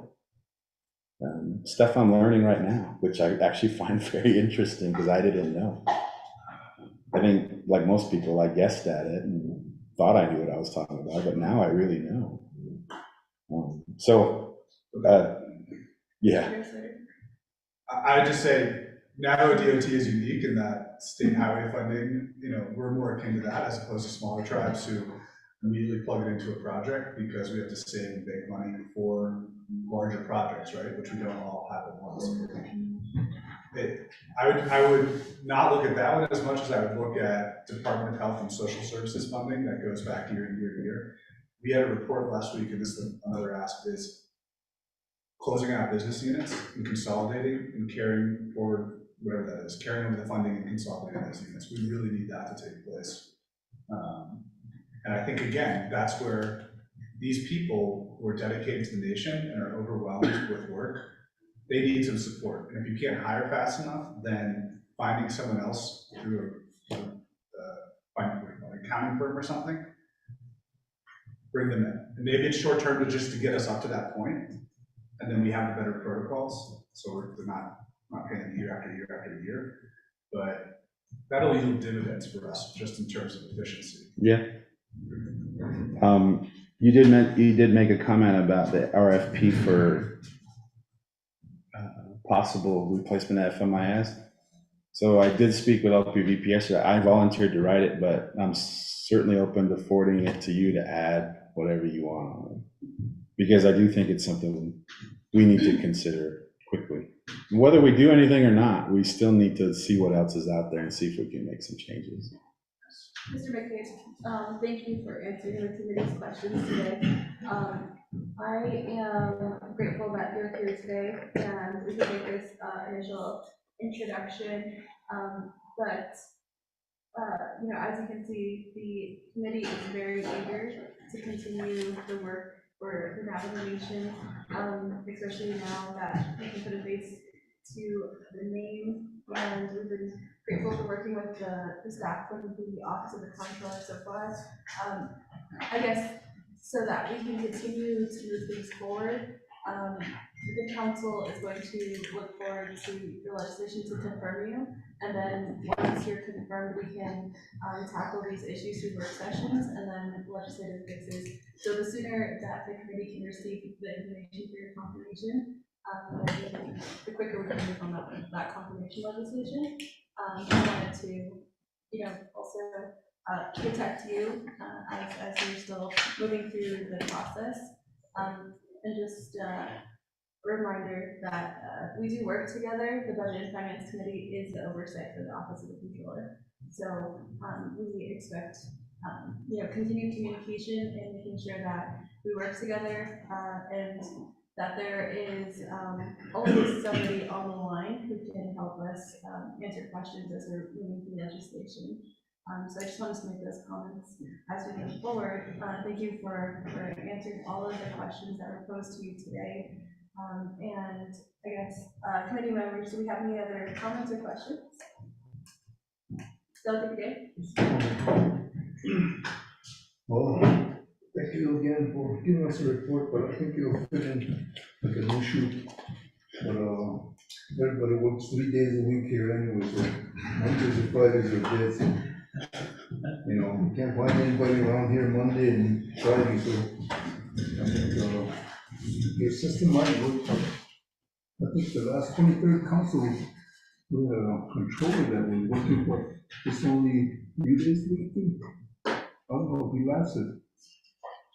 Well, the council that, I'm gonna confirm you, you're gonna have to have some good answers, because, they're gonna dissect you with that 3 days, you know.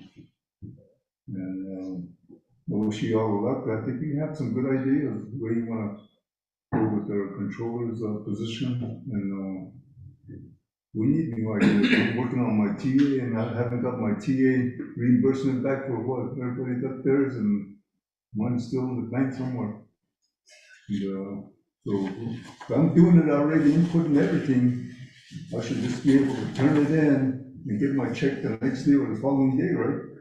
You know, I don't know, here in Navajo Nation, I think we're still in dinosaur days where everything takes a long time to do anything, you know, so I hope you speed up the process and, you know, back you up and the confirmation of what's not. Thank you. Thank you, Delegate PA. I'm gonna turn the time back to Mr. McCabe for any closing comments, and then we will, keep you on next week's agenda. No, just thank you. I do appreciate your candor and your questions. Some of you have worked with me in the past. I don't shy away from that stuff. I don't have anything to, as Delegate Slater said, I don't have anything to hide. I'm here to do a job, man, and I want to do my best, and I want you guys to be happy with what I do for as long as I stay, and I want to make everything better for all of us. I mean, there's ways to do it, guys. It's not rocket science, trust me. Well, maybe it's not for me because I've been doing it for 25 years, but it's not as hard as we think it is, trust me. So thank you for the opportunity, and I look forward to working with you and keeping you informed. Thank you.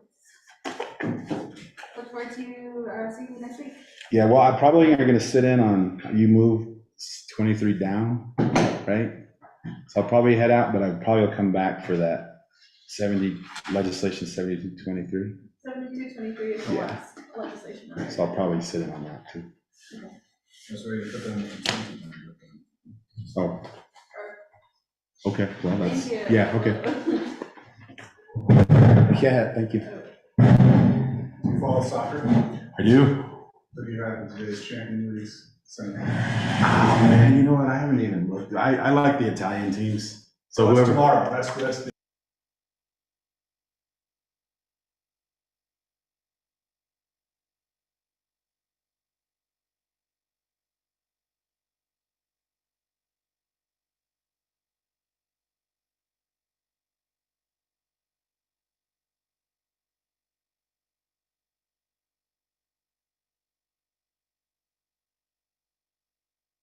It's just arrogant. Thank you, Ms. McCabe.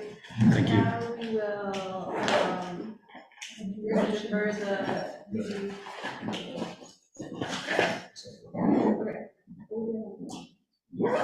I'll motion to accept. Okay, Vice Chair Slater motions, do we have a second?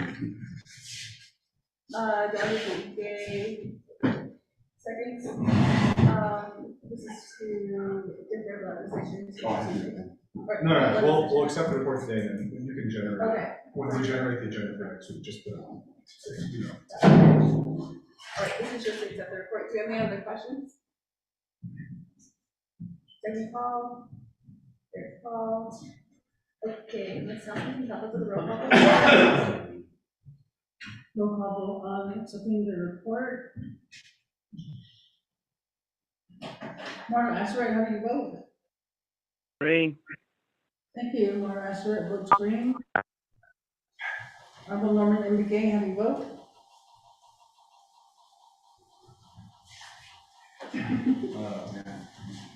Green. Thank you, Honorable Norman M. McGay, votes green. Honorable Seth Damon, how do you vote? Green. Thank you, Honorable Seth Damon, votes green. Honorable Charles Slater, how do you vote? Green. Thank you. Madam Chair, we have 4 members voting in the affirmative or opposing, 1 member excused, and Madam Chair not voting. Madam Chair? Thank you, Ms. Nelson, for taking the roll call vote. We have accepted the report from the controller, Mr. McCabe. Moving on to item 5D. Speaker again. Update fiscal year 2024, BIM to fiscal year 2024 budget process, the grant agreement presented by Mr. Dominic Vial, Director of the Office of Management and Budget. Mr. Vial?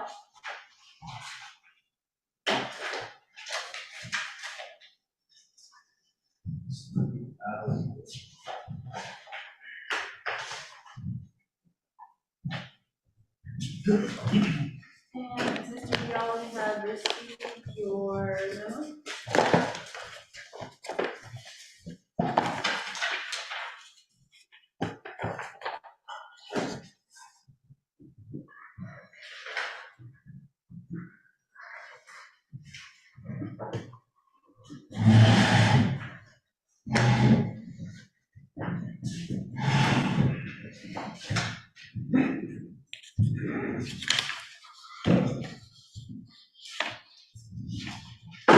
Mr. Vial?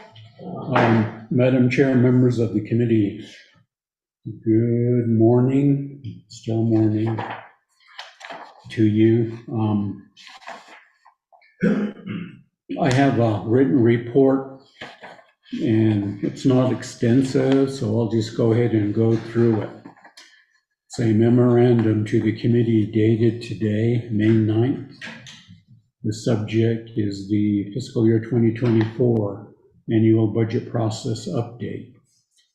The first paragraph there says that attached is a tentative schedule of budget activities for the preliminary budget process work leading to the approval by the Budget and Finance Committee of the fiscal year 2024 budget process scheduled for the June 6, 2023 meeting of the B&F Committee. And so far, some of the highlights are as follows. Letter A, the Navajo Department of Justice has advised a 2-year budget process will require amendments to the Appropriations Act, which is in Code 12 NNC Section 800-880. Therefore, the Office of the President has decided not to pursue this at this time, and further that some of the details would need more work to complete anyway, if it were to go forward at this point in time. Letter B, the Budget Instructions Manual is being drafted, and it will contain some changes such as, and they list a couple there. Number 1, revising the budget performance assessment section, including budget form 2. Mr. Vial, I appreciate that you are reading us the memo. However, in the report, it's not defined what details are in the first item A. Can you please add that to the report? What are Okay. the findings? Okay. There, I think in my initial presentation on the subject matter to the committee, roughly a month ago, approximately, the one that had the diagrams there. There was some information in there speaking about, for example, the controller's office. They typically do an advanced revenue projection, which is what you just went over for fiscal year 24 coming. Okay, if it was a 2-year, it would include fiscal year 25. Now that presents problems because, that's literally 18 months or so ahead of time. So the critical question to the controller is that something that they can do with or without help? meaning getting maybe some professional assistance. That's one.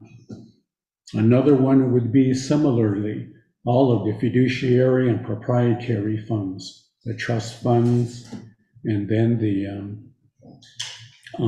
funds where a fee is charged for services rendered. Like the tribal property, all of the office supplies and so on. The way that works is the controller has to set the ceiling, the amount that's available for that particular program based on an estimate of what their net proceeds might be via the sales. And so it's even harder to do 2 years ahead. Another example would be the fringe benefits. Fringe benefits really range. And that part is important because the fringe benefits are attached, of course, to the personnel budget. And the personnel budget, at least on the Navajo Fund side, is the majority of the budgeting that we do as a government. For example, it ranges, I think it was 3 years ago, it was about 42%. Today it's 53%. That makes a significant difference. So the question again to the controller's office essentially is, how can you do that? Would you, looking 2 years ahead, would you say the fringe benefit rates, would you just average it, maybe? Those are just some of the examples of the various details. Vice Chair Slater? I think the big one, right, was also, is it this amount of money and it's one for over 2 years, or is it 2 one-year budgets essentially that you're budgeting for 2 years, right? Yes. Yes. We have to decide that too. So part of the problem, as I say, where that some of the details would need more work, that's what I mean. And again, what led to the situation is, and again, I explained that previously, the concept of the 2-year budgeting was really brought up by the former president, Mr. Nez. And he saw it as a possibility because by doing the comprehensive annual budget annually, it takes up a lot of the year. And so, particularly during the summer, when a lot of the summertime projects at DNR and elsewhere are ongoing. So he thought that if we just did this every other year or one time for a 2-year period, it would cut down on all of the time necessary. Ms. Malkite, when, to your knowledge, working with the budget and finance, when was the idea of the 2-year budget initiated? Members of the Budget and Finance Committee, the concept of the 2-year budgeting, I don't remember exactly what year it was, but I know that the OMB, I believe, during the time that President Nez was serving as a member of the Budget and Finance Committee, I think that was, is it the 22nd? Council, I think it was during that time, before the 23rd council, he was the vice chair for Budget and Finance. And at that time, they spoke to OMB about initiating the 2-year budget process. And they allocated funds from the budget during the budget deliberation. You know how, well, you haven't experienced it yet, but usually at the end of the budget cycle or the budgeting process, they may identify funds that are available, like the personnel lapse fund. And they took some money from that. I think it was approximately $100,000 to give to AMD to study them, to have a consultant. And Mr. Diallo can probably shed light on what took place with that. Thank you, Ms. Maffei. Mr. Dial, can you explain to the committee the history of the allocation? The allocation. The allocation that Ms. Maffei is referring to for the Office of Management and Budget to do a study of the 2-year annual budget. From the 22nd Nomination Council. I'm not sure what she's talking about, but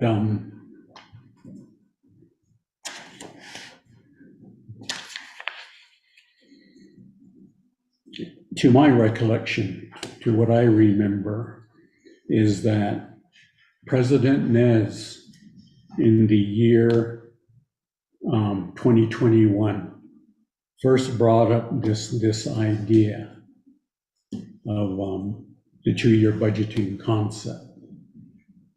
And so by the time the budget process was rolling around, everybody's working on getting ready for it.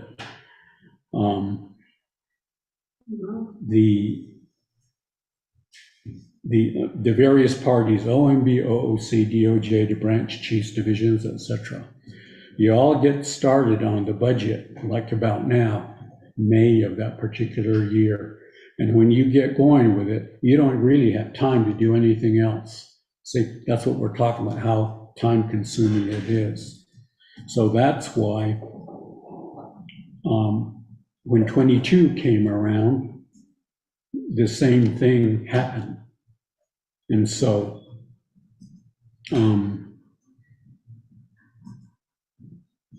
that in 22, obviously, it was an election year. So the question after the budget ultimately was done and ready for implementation in October was the election.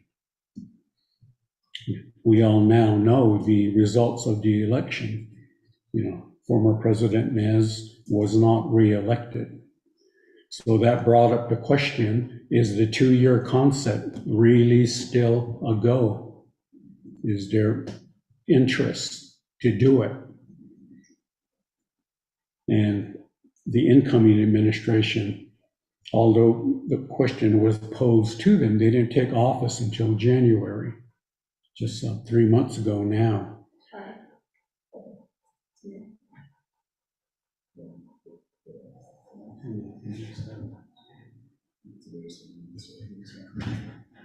Anyway, until, as I mentioned at one of our prior meetings, about the end of March to 1st of April, they did indicate that they were interested in the concept. And I reported as much to the Budget and Finance Committee. Likewise, and similarly, we didn't know if the new council and obviously the new BNF committee would also be interested in that. And gradually over time, that became clear as well, at roughly the same time. So that's more background to why I make this statement in letter A.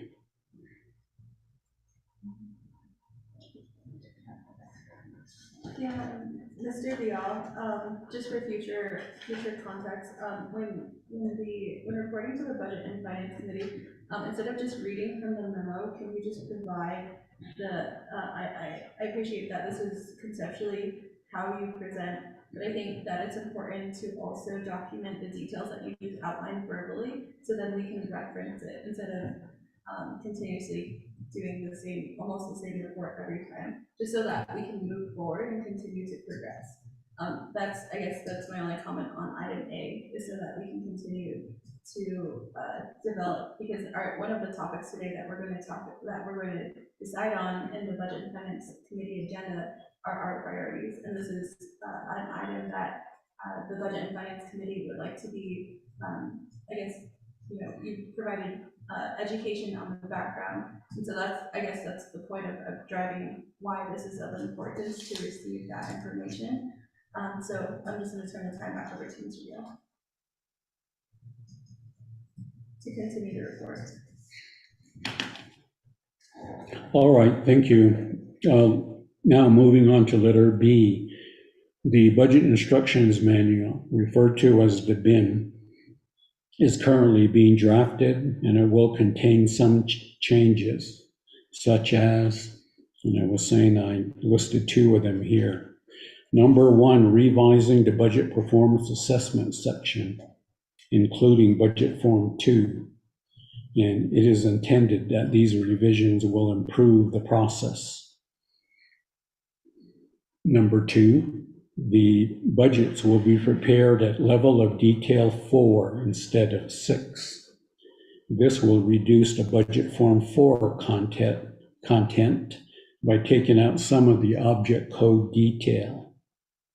The budget form should therefore be easier to prepare, read, and use. So additional commentary about that is the budget form 2 procedure. I know that the delegates that have served before, they're familiar with it. And it provides a lot of detail, performance measures, indicators by quarter. And it's generated quarterly. OMB does a review and assessment and reports all those scores, the performance scores. But it's not working very well.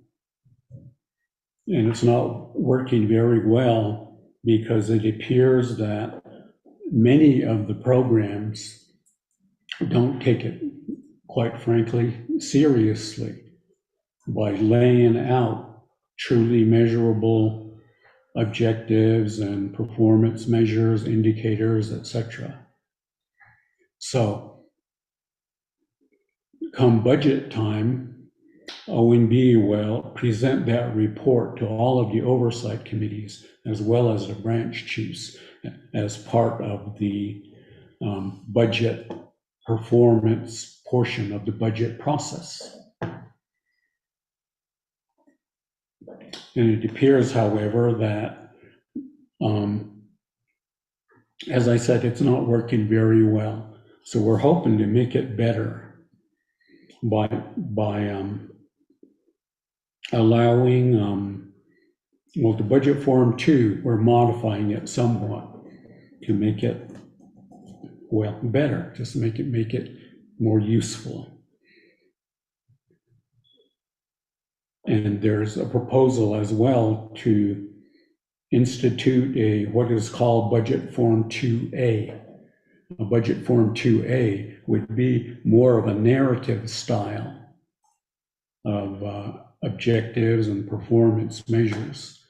Because in discussion with, well, the president's budget team in several divisions and programs, they say that when they meet with their oversights and even internally, their division management, branch management, they use a narrative sort of style report.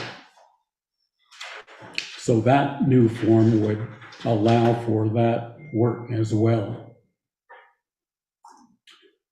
And it's being, as I said, developed now, and when the BIM is finished, and at least for the review process in a couple of weeks, then it'll be available for everyone to take a look at, including the BNF committee. So you'll see what's being developed. So I can move on.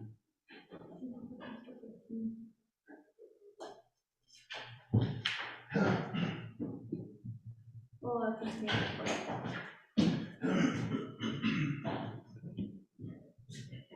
You can continue the report. Okay. Now going to letter C, we want to make mention of one potential issue which is under review now.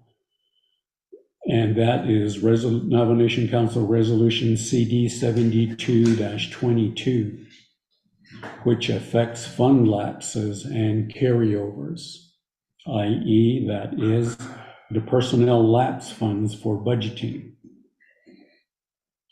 Generally, carryovers by this resolution are no longer allowed, so amendments may be necessary if it is the intent to continue the personnel lapse savings.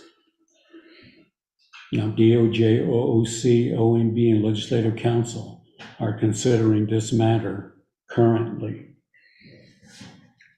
Again, the veterans of the budget process know that the personnel lapse funding is estimated what that balance is going to be. And its purpose, its number one first purpose, is to serve as a fund balance for a potential possible general wages adjustment. And it's been working at least for the past 5-6 years. Now, it's dependent, obviously, on the number of vacancies and how much the lapse balance is going to be. And that fund is appropriated. And then it's even carried forward for other budget needs. So that particular action, if it deviates from, generally speaking, the personnel costs, requires a waiver. So in prior budget resolutions annually, that's why at a minimum a 2/3 vote is necessary.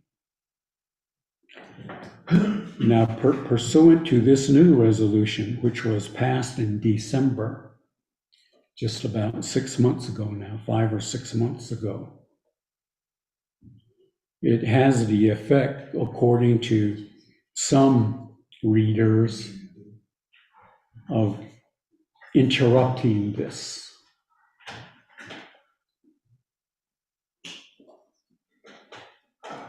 And if so, that would take that fund source away, unless either this particular resolution is amended. Again, as I say, if it's the intention to continue with the personnel lapse savings concept, or to amend the original personnel pay plan resolution that created the lapse in the first place. But that's currently under review, as I say. But I'm just letting the BNF committee know that this is an issue that recently has come up.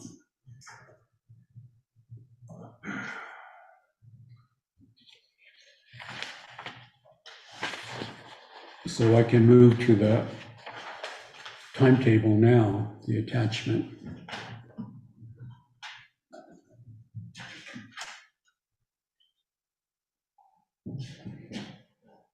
Okay, this is the tentative fiscal year 24 budget process calendar put together by OMB, dated today. There's 7 activities listed. Now, these are generally what I call the preliminary budget work. In my opening memo there, I speak about the June 6th meeting of the BNF committee. At the June 6th meeting, if we stay on that particular schedule, that's when the budget legislation will be before you to accept the revenue projections, the branch planning amounts, the IDC amounts, and then the branch chief's agreement, whatever their recommendations might be, and then the BIM itself. That's the official launch of the budget process, with any pertinent amendments along the way. So that's why I call this the preliminary. This is all leading up to that particular date. So number one, on March 31st, the controller issued the 24 revenue projection, and that was completed by OOC on 3/31/23. What I didn't list here is also the $40 million permanent fund income that goes to the budget. So I don't know, I didn't catch the opening of Mr. McCabe's report, but the revenue projection for 24 plus the 40 million from the permanent fund income is a little bit over $2 million more than this year. So it's a positive in that respect. But given the fact, as I mentioned at the last meeting last week, the GWA went up by 5%, and then inflation generally already eats that up. But that's how we do budgeting. Everyone just has to adapt and adapt to their budget amounts. Number two, in April, I forgot to put the date, it was roughly April 12th or so. OMB issued request for a fixed cost budget, which were due April 24th. And the status, OMB did issue those memos, and most of them have been returned, but not all. Now, the reason that's listed there is, again, as the veteran delegates know, once the 200 million plus 201 million is roughly what it is, the general fund plus the permanent fund income is apportioned out. One of the first moves that is taken is to take off whatever is necessary for the fixed costs. You know, theoretically, as we know, the fixed costs are loans and obligations and bills and expenses in that way, in that effect. In other words, you don't want to shortchange them, because those are certain mandates that we've already incurred as a government. So the 201 million, let's say it's 20 million, just as an example. Then there's 180 million available for discretionary purposes. So I just explained why the fixed cost budgets are mentioned there. One of the new additions this year, I think Delegate Crotty mentioned it at the last meeting, is annually we were having trouble funding the chapter official stipends based on the number of meetings they have and so forth. So finally, for fiscal year 23, a fixed cost budget was put together for that. The intent being, because they're funded off the top first, that should take care of that question as it typically used to come up. Number three, OMB revises and updates the annual BIM, and we hope to have it largely done by May 18th, roughly 2 weeks from now. The status, the proposed BIM is about 80% complete as of now. Most of the final schedules and tables were received last week, and the BIM should start the executive review process by May 23rd. Now, I heard from Cordell Shorty in his report last week that it came out that the president's office has a budget team that has been helping with some of these matters. because it was my request that they do that. Because in the past, sometimes it's been difficult for OMB to get timely coordination and cooperation from other offices as we go. Because I don't have any authority over them. The president's office does. So they were agreeable to doing that. And again, agenda item number 1 was the 2-year budgeting question, which I explained. So, number 4, during the week of May 26th through the 30th, and I mention that because in the past, sometimes, like for fiscal year 23, it took one meeting to agree on some of these matters, the revenue projection, the planning amounts, the fixed cost amounts, external fund cash match amounts, and then to prepare the branch chief's agreement with all of these recommendations. However, in prior years, it's taken any number of meetings, 2, 3, even 4, before some consensus is reached. So the status obviously is that is upcoming. Because OMB, we haven't finished with the fixed costs yet. See, we can't take it off and then say to the branch chiefs, the net balance therefore is this, by percentage wise or however you're gonna do it. If it's percentages, then legislative, since you're here, roughly 14% of the remaining balance is X amount of dollars. Is that a viable planning allocation for the branch? Usually there's discussion, give and take amongst the branches.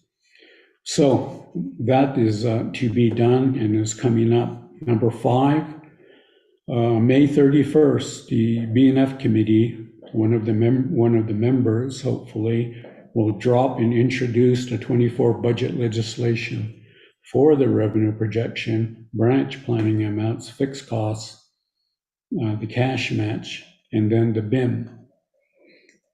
The status, the upcoming legislation introduction should be done no later than 5 days prior to the June 6th BNF regular meeting. So that would be June 1st. So the target date is to have it drop no later than June 1st if we're going to achieve the June 6th. If we fall behind for any reason, then we might have to push it back somewhat. Sometimes that happens. BNF might deem it necessary to call a special session, maybe for this purpose exclusively. But for now, we want to go with June 6th, if at all possible. Now, this would provide us, if the June 6th occurs, that would be 2 weeks ahead of the 23 process. So therefore, it gives us all a little bit more time. Now, I make mention of it at this time because OOC, you heard many times from them now, but I'm going to say the same thing as well. We're short-staffed. So I think we're going to need the time, a little bit more time to do everything that we would typically do during the budget process.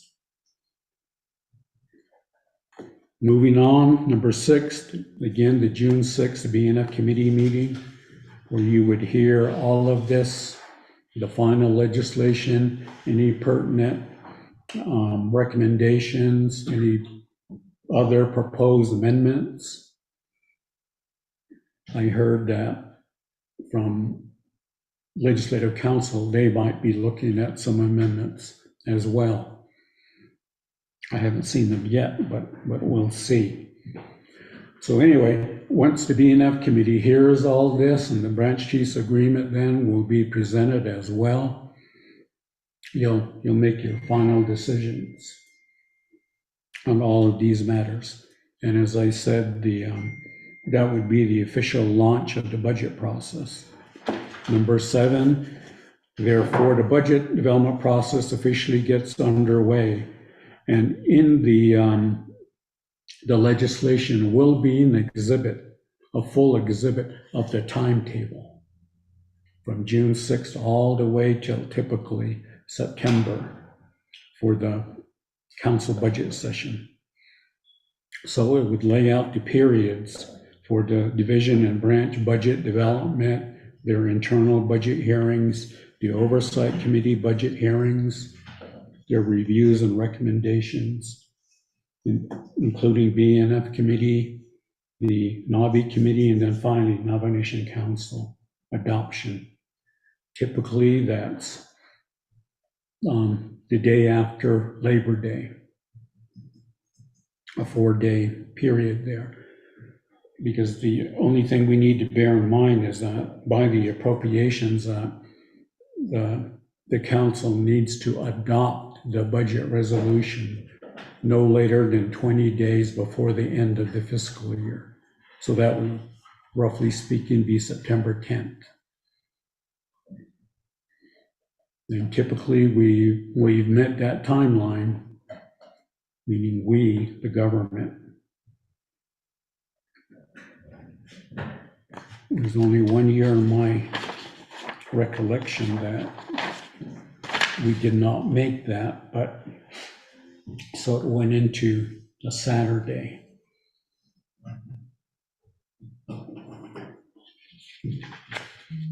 Members of the committee, that's the overview of where we are at the moment and what's going to be rolling out in the coming days and weeks. That's my overview. Thank you, Mr. Vial, for providing your report and the timeline. I think that does help the committee see the progression. Members, do we have any questions for Mr. Vial on any of the topics that he presented today? Second call. Third call. Anyone have questions? Or wait, we don't even have a motion. Do we have a motion to accept the report? Motion. Vice Chair Slater motions. Do we have a second? Delegate Begay motion or seconds the motion? Okay, now, do we have any questions? Yeah. Vice Chair Slater. In this memo, it says, item C, you briefly went over some of the issues. Where are we at in resolving item C on the first page with the carryovers from the personal lab savings fund? And is the situation where the money would not then go into personal lab savings fund would essentially go into the UFB, or would be captured into that instead of the personal lab savings fund? Mr. Bial. Delegate Slater, members of the committee, we had our initial meeting on this subject last week, and that included DOJ and Legislative Council, as well as DPM Personnel Management, my office, and the Controller's office. And it wasn't a lengthy meeting, just briefly apprising each other of the question and issue at hand. So there's going to be a subsequent meeting, another meeting tomorrow. So we'll be meeting again. I don't remember the time, but scheduled for tomorrow.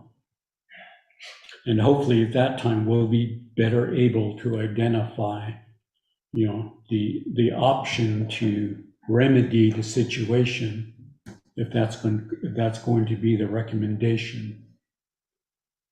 Because the effect potentially could be, as you say, Delegate Slater, the money would just flow into the UUFB, the unused balance, which then in a way defeats the purpose of the personnel lapse in the first place, which is to create a fund balance from the personnel budgets for the GWA.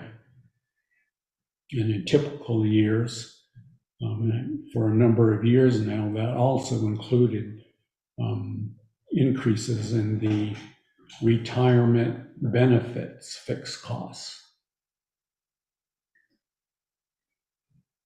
You see, so those are the options that need to be weighed and considered. Now, the personnel lapse question, however, it typically doesn't come to the BNF committee until later on in the budget process. It doesn't happen at the start. So when the controller's office comes out with, based on this year's budget performance and expenses of the personnel budgets for the general fund and other Navajo fund accounts, they project a balance, 12 million, let's say, as an example. So when you figure our workforce, that's where you get these options, 3%, 4%, 5%, etc. Obviously, the higher the percent, the more it takes to fund it. But that typically isn't done until sometime in July. And that recommendation is forwarded to the BNF committee, who can either accept the recommendations by that budget group. Sometimes, like in this year, the branch chiefs did make a recommendation.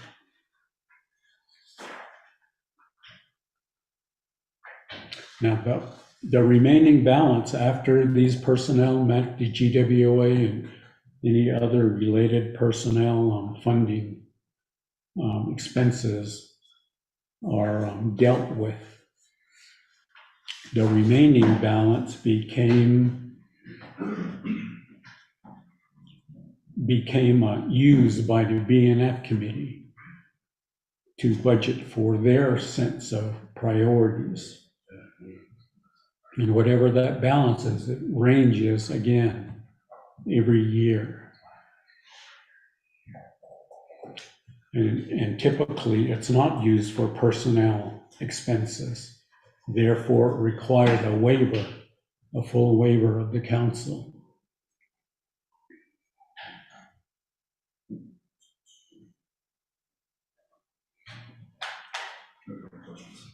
Thank you, Mr. Bial. Does that complete your answer? Yes. Okay. Vice Chair Slater has no further questions. Do we have any other questions regarding the report?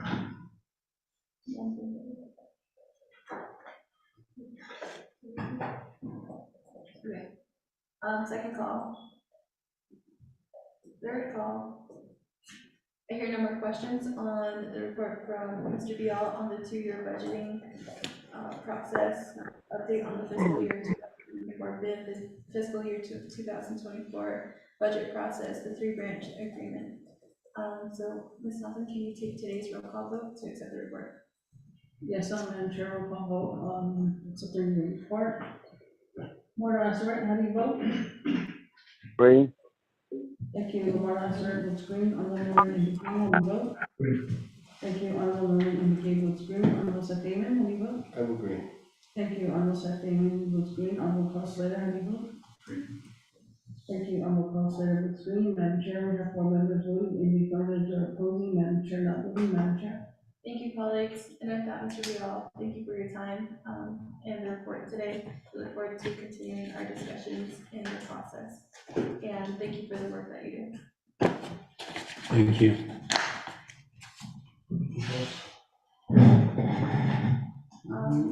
Members of the Budget and Finance Committee, we're going to move on to item 6, old business, none. I think this might be a record for y'all, right? This is the first time we've gotten out of budget and finance before 1 PM this year. You're right. Mhm. Yes, we did do our job. Take a 2-hour lunch. Take it to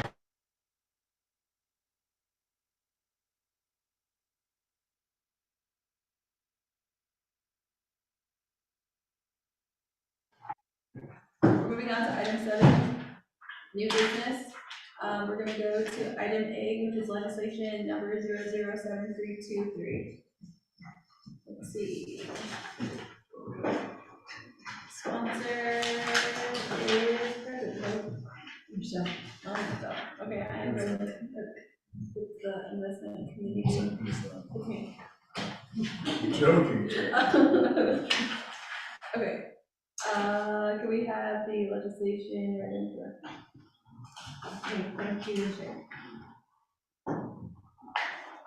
This is a proposed standing committee resolution to the nomination council first read, introduced by Shandim Parrish, co-sponsored by Seth Damon, tracking number 0073-23, and action relating to the budget and finance committee ratifying an amendment to the investment manager agreement between the nomination and Westwood Management Corporation, providing small and medium capitalization equity strategy investment services for the retirement fund of the nomination and participating affiliates.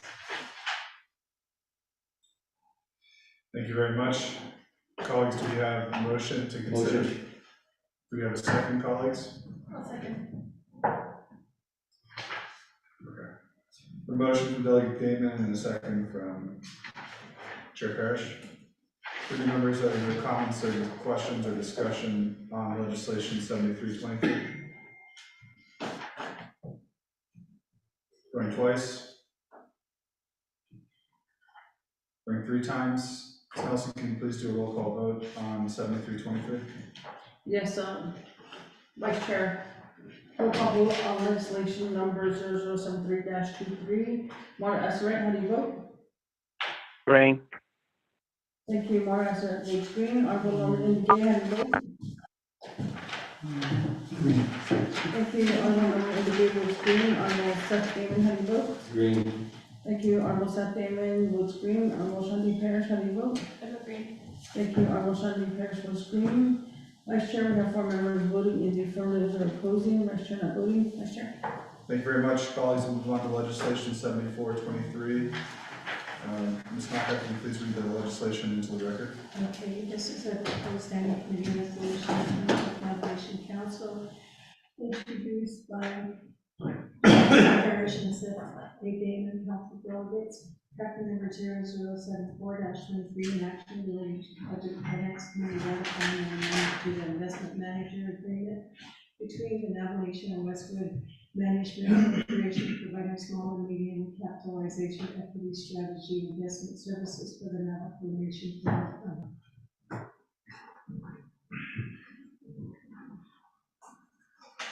Motion. Second. Motion from Delegate Damon, and a second from Delegate Parrish. Committee members, is there any questions or discussion on legislation 7423? Going twice. Hearing none, Ms. Nelson, can you please do a roll call vote on legislation 7423? Yes, Vice Chair, roll call vote on legislation 0074-23. Mara Esseret, how do you vote? Green. Thank you, Mara Esseret votes green. Honorable Norman Gay, how do you vote? Green. Thank you, Honorable Norman Gay votes green. Honorable Seth Damon, how do you vote?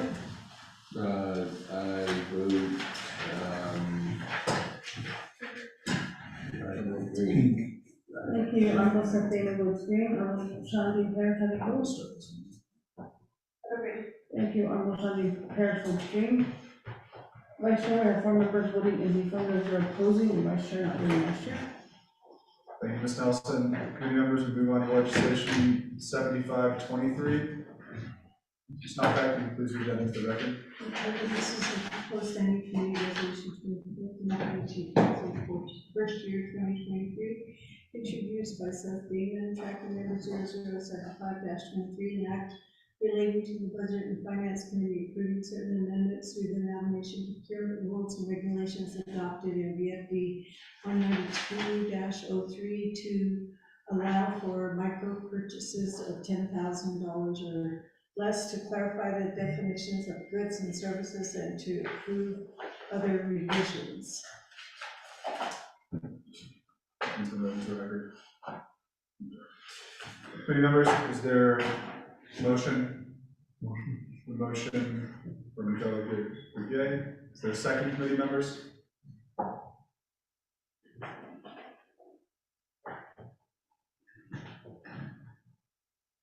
Second going twice. Second. The second from Delegate Damon and a motion from Delegate Begay. Committee members, are there questions or discussion on legislation 7523? I have an amendment.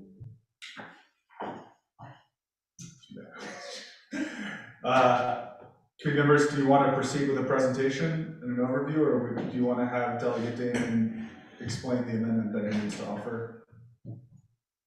No. Both? Amendment? Okay, Delegate Damon, if you want to go straight to the amendment, the committee is open to that. Okay, thank you. I think the amendment has been sent out to all of the committee members. I'm not too sure.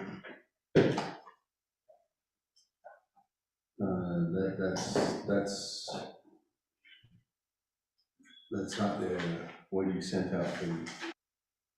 That's what DOJ provided to Office of Legislative Counsel to make the amendment. So DOJ made that amendment, and Office of Legislative Counsel needed to verify it. So. Is Lorraine? I thought Lorraine. So, Mr. Pahi, is that amendment ready for 75-23? Mr. Honorable Delegate Damon, I'm still working on that amendment. If I could respectfully request this item to be moved to the end of the agenda to give me a little bit more time. I am working on it, though. How much more time do you need, Mr. Pahi? Is this an hour? Is this 30 minutes? Is this 5 days? No, 30 minutes or so. Okay. Do you want to withdraw your motion in a second, and then we'll just go to Not be right. No. Well, we move down to the end. You just have to withdraw your motion. just withdraw your motion. Yeah, withdraw my motion. Delegate Damon, do you withdraw your motion? Okay. Committee members, we'll revisit that. Chair, do you want to take over again? Sure. Or do you want to co-sponsor it? Oh, you're. Okay, thank you, Vice Chair Slater, for taking over while we were reading or moving through the legislation. We are going to move on to 008023. Read the legislation into record. Okay, this is the proposed nomination council resolution for the nomination council session 2023, introduced by Vice Chair Slater, tracking number 0080-23, and action relating to the Budget and Finance Committee for the committee and the nomination council approving a moratorium on all future allocations from unreserved and government funds, UUSD, the citizen fund and commercial income. Thank you, Ms. Nakai. Do you have a motion for legislation 008023?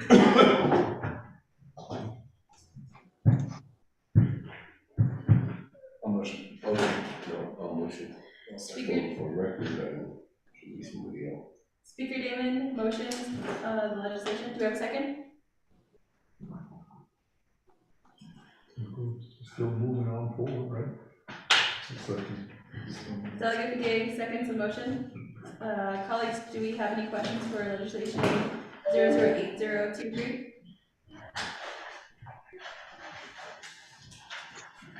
Second call for questions. questions? I hear no questions. Ms. Nelson, can you take the roll call vote for legislation 008023? Sure. I had a 20-minute presentation. Yes, Madam Chair, roll call vote on the legislation. Margaret Ezra, how do you vote? Margaret Ezra, how do you vote? Red. Thank you, Honorable Margaret Ezra votes red. Honorable Norman Indigay, how do you vote? Green. Thank you, Honorable Norman Indigay votes green. Honorable Sethamian, how do you vote? You would take out, UFB.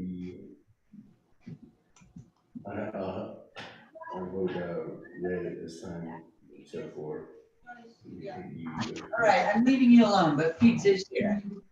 I will support it. I'm gonna make- Lauren, not a matter of Wait, who's talking online? That's Dana. Let's just talk after this. No, we're gonna make an amendment. Today. Take UFB. In general? Yeah. And, Trying to get to regular legislation. And continue with the roll call vote. Yes, Honorable Sethamian votes red. Honorable Cresswell, how do you vote? Green. Thank you, Honorable Cresswell votes green. Madam Chair, you have 2 members voting in the affirmative and 2 members opposing. Madam Chair? So 20 votes, so the chair votes the tie. I vote green. Thank you. Madam Chair votes green. So, So Madam Chair, we have 3 members voting in the affirmative and 2 members voting in the opposed. And Madam Chair voting and 1 member excused. Madam Chair? Thank you, Ms. Nelson, for taking the vote today. Colleagues, we're gonna move on to legislation 009023. Ms. Snucker, can you read the legislation into record?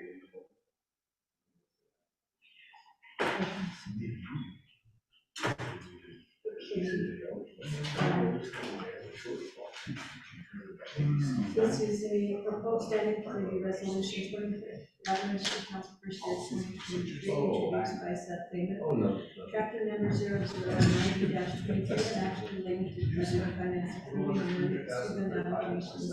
Fiscal recovery fund application forms as approved in BFS 3120. Thank you, Ms. Snucker. Colleagues, do we have a motion? Motion. Vice Chair Slater, motion, do we have a second? Those. Delegate Begay seconds the motion. Colleagues, do we have any questions for legislation 009023? Second call, do you have any questions? 9023. This is on the forms for the. I would have made it simpler, but That's second year before we go to now, right? no, this is the final authority. Okay. Second call for questions. Third That's final authority. Third call for questions. I hear no questions at this time. Ms. Nelson, can you take the roll call? Sure, Madam Chair, roll call vote on legislation 0090-23. Mara Esser, how do you vote? Green. Thank you, Mara Esser votes green. Honorable Norman Begay, how do you vote? Green. Thank you, Honorable Norman Begay votes green. Honorable Seth David, how do you vote? I'm looking. Thank you, Honorable Seth David votes green. Honorable Carl Slater, how do you vote? Green. Thank you, Honorable Carl Slater votes green. Madam Chair, we have 4 members voting in the affirmative, 0 opposing. Madam Chair not voting. Madam Chair? Thank you, colleagues, and thank you, Ms. Nelson, for taking the roll call vote. Should we go to the Chair, legislation? can I ask a question? Yes, Vice Chair Slater. Can you ask Ms. Takagi how much time she's gonna need for the amendments to 75, and if she needs additional time for 72? Okay, Ms. Takahi, the committee would like to know if you have the amendment ready for 7223 and also 7523. Oh, 98. Madam Chair, I believe Kristen Lowell is working on the amendments for 72. I'm working on the amendment for 75, and a few minutes ago, I had asked for about 30 minutes. And then you asked about 9823. Okay, and then Mr. Pahi, do you have any amendments for 9823? She does. I did. I emailed that to Mr. Damon about, I don't know, 20 minutes ago, something like that. Okay, we do have that, or Ms. Nakbai has that amendment. Okay, so we are at the end, just to, Ms. Tapai, just give you an idea of where we are at on our agenda. We are, coming to our last 3 legislation, for today's agenda, and, so we will keep that in mind, as we're going through. So, okay, we'll come back to you, Mr. Potter. Excuse me, Madam Chair, are you moving 75 to the end of legislations then? Is that what you're doing? I won't recognize it until we get through, until I come back to you, I suppose. Chair. Yes, Vice Chair Slater? I would motion to suspend the 4 rules to consider 9823, since that does have a drafted set of amendments, and then if we need to assess for some time. The next one. Oh, I thought that 72 was the next one, and 98 was the last. I missed that. I wrote down. Okay, thank you. Thank you, Mr. Pai. We will check in with you in a bit. All right, thank you. Okay, we're gonna go to legislature 00982. The proposed nomination council resolution for the nomination council first year 2023, introduced by Sophie McIntyre, sponsored tracking number 0098-23. The action relating to the budget and financing of the BXP committees, the nomination council approving $2,695,476 from the unreserved and designated fund balance to be a fee for various programs under the executive and legislative branches to cover their expenses for the remainder of FY 2023, rated 12C, Section 820B, 820F, 820J, and 820L to allow use of the funds for recurring expenses.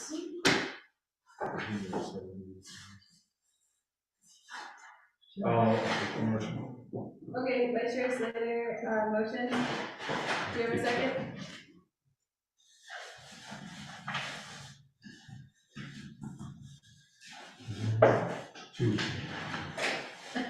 Delegate PK, second the motion. 2 is the motion.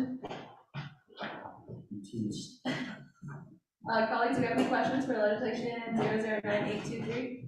I'd like to offer the amendment that speakers introduced. Thank you, Vice Chair. Vice Chair has offered the amendment to 009823, and that was emailed out by Ms. Nakai. Ms. Nakai, can you read the amendment into your screen?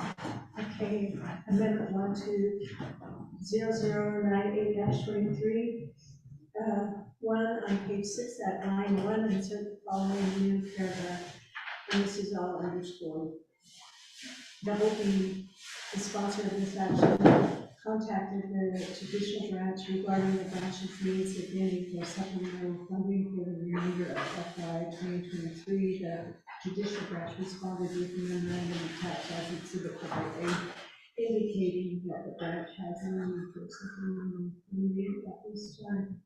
2, attached as new exhibit AA, the memorandum from Karen Francis, Administrative Director of the Judicial Branch, dated April 19, 2023. 3, renumber, reletter succeeding paragraph, sections, and exhibits as necessary and appropriate.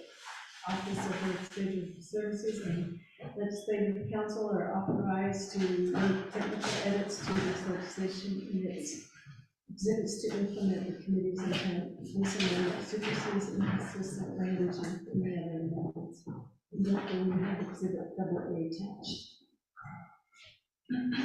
Thank you, Ms. Nakai. We have a motion. Do we have a second for the amendment? Second. Delegate PK seconds the motion for the amendment. Do we have any questions on the amendment?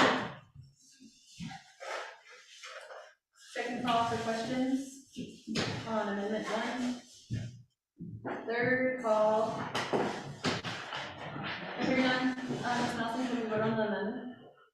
Yes, Madam Chair, roll call vote on the amendment. Martin Essert, how do you vote?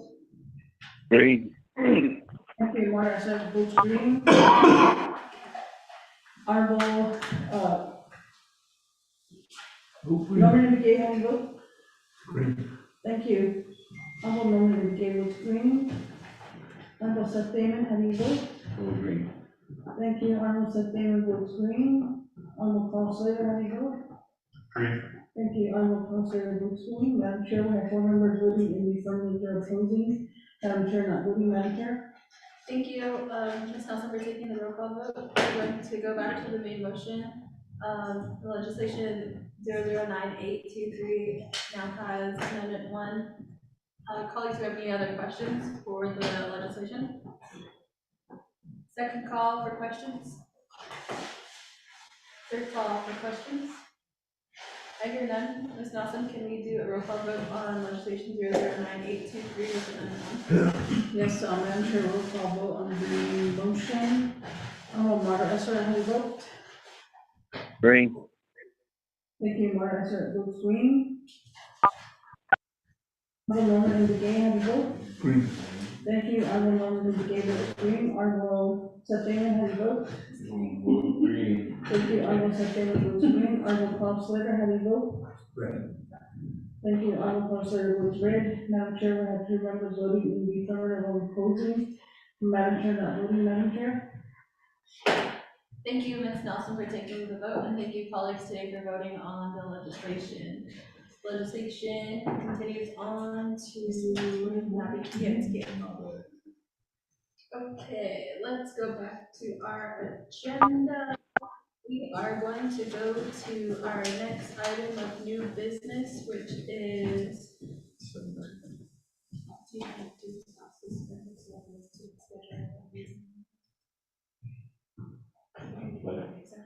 Madam Chair. Oh, yeah, we should do this. Okay. My other question is back to you, Madam Chair, if you could check to see if you heard Ms. Tapati earlier, and Ms. Lowell was working on the amendment for 72. And I think she might have that ready. So I don't know if maybe you could ask Ms. Lowell. We'll have lunch for 20 minutes. Recess. Thank you, Peter David. Ms. Lowell, are you on the call? And we would like to know if you have the amendment for 007223 available already.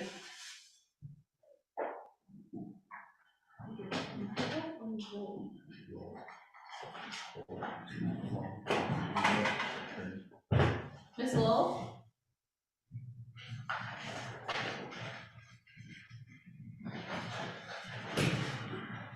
Going to the other business items. Okay, Ms. Tapati, can you give us an update on the amendment? How much more time do you need?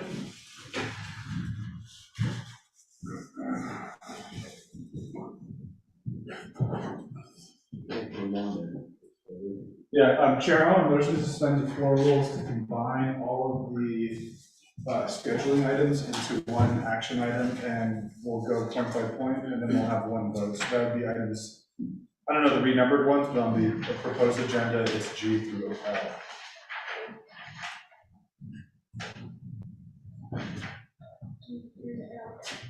Okay, thank you. Do we have a second to the motion? A second. Speaker David seconds the motion. Do we have any questions? Second call. Third call. Here go questions. Is nothing can we do a call? Sure, I'll roll call vote. Martin Essert, how do you vote? Green. Thank you, Martin Essert votes green. Honorable Norman McGay, how do you vote? Green. Thank you, Honorable Norman McGay votes green. Honorable Seth Damon, how do you vote? Green. Thank you, Honorable Seth Damon votes green. Honorable Carl Slater votes green. Madam Chair, we have 4 members voting in the affirmative, 0 opposing. Madam Chair, not voting. Madam Chair. Thank you, Ms. Nelson, for taking the roll call vote. Okay, colleagues, we're going to go into scheduling our work sessions and our meetings. The first item is scheduling a, let's see.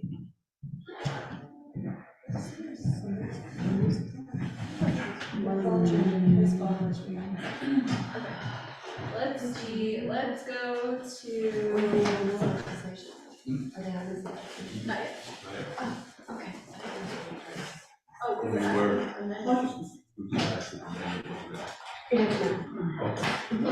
We're gonna schedule these and then we'll go back to this one. Okay, 72. Thank you. Okay, so we're gonna go to, colleagues, when are you available to meet with the Office of the President and Vice President regarding the drawdown of funds for programs? This is a topic that we're discussing at our last work session, that we needed to meet with the Office of the President and Vice President. And I believe OOC and OMB. When is your next availability? Monday.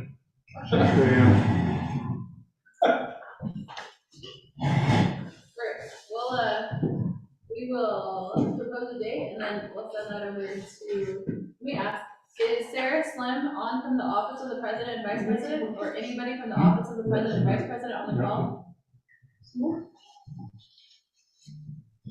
Good afternoon, Madam BNF Chair Sherilyn Yazzie from the Office of the President and Vice President is on the line. Okay, thank you, Deputy Chief of Staff, for being on the call today. Okay. How's Sunday sound? This Sunday?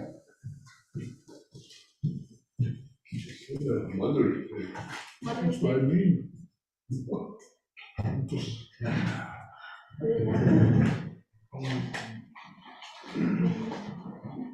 We're scheduling a meeting with the anybody wanna go off the date How about before now? on Thursday? Yeah. On Thursday at 7 a.m. I'd be at 9, so I can do. If it's at 7, I can do it. 5:45. 5:45. You're 11. Ms. Yazzie from OPVP, are you aware of dates that,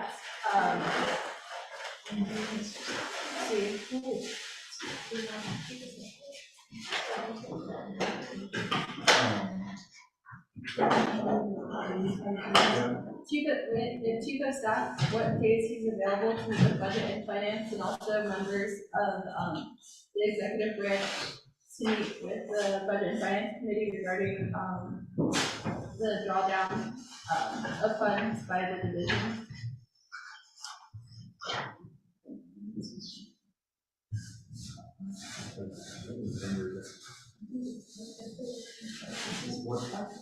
Madam Chair, Yes. respectfully requesting for you to recant or not recant, explain again the expectation from our office. I do have Chief of Staff here in my office now. Okay, thank you, Ms. Yazzie. We, I think this is a topic that the Budget and Finance Committee has brought up on the council floor. And then also, we had a work session last week when we were discussing with the Office of Management and Budget on the drawdown of external funds. And so there was some discussion of working together with the executive branch on the identified divisions and departments that have a 0% drawdown. And so the Budget and Finance Committee wanted to work with the executive branch on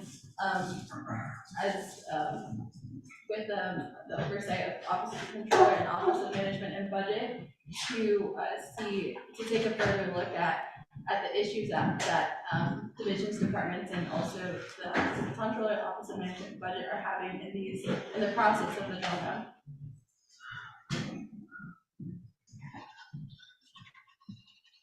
External funds and also internal funds. So, but the discussion stems from last Thursday's work session when we were talking about. Mine isn't count.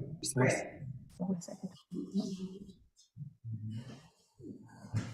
Good afternoon, Madam Chair, members of the Budget Finance Committee. I said, good afternoon. Oh, yeah.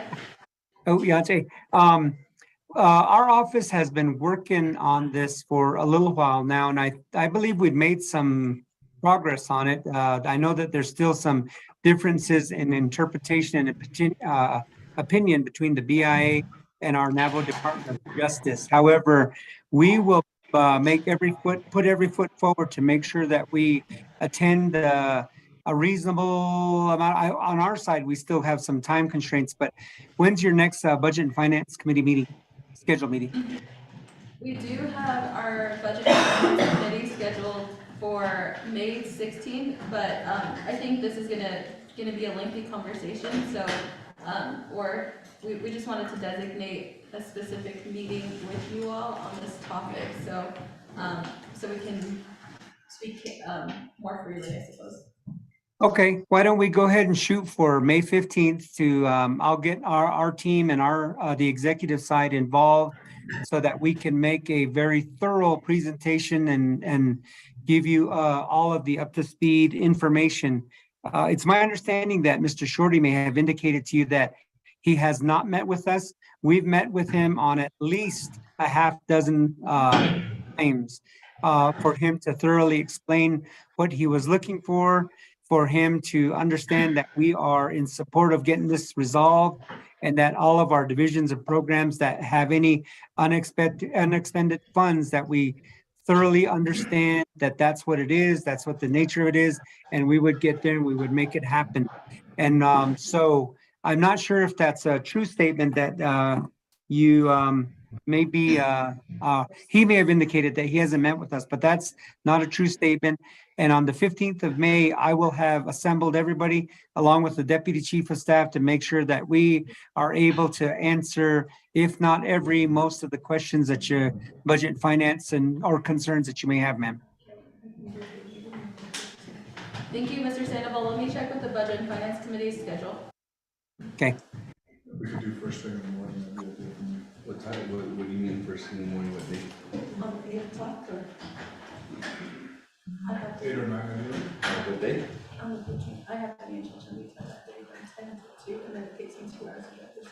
You mean Monday, the 15th? Yeah. This is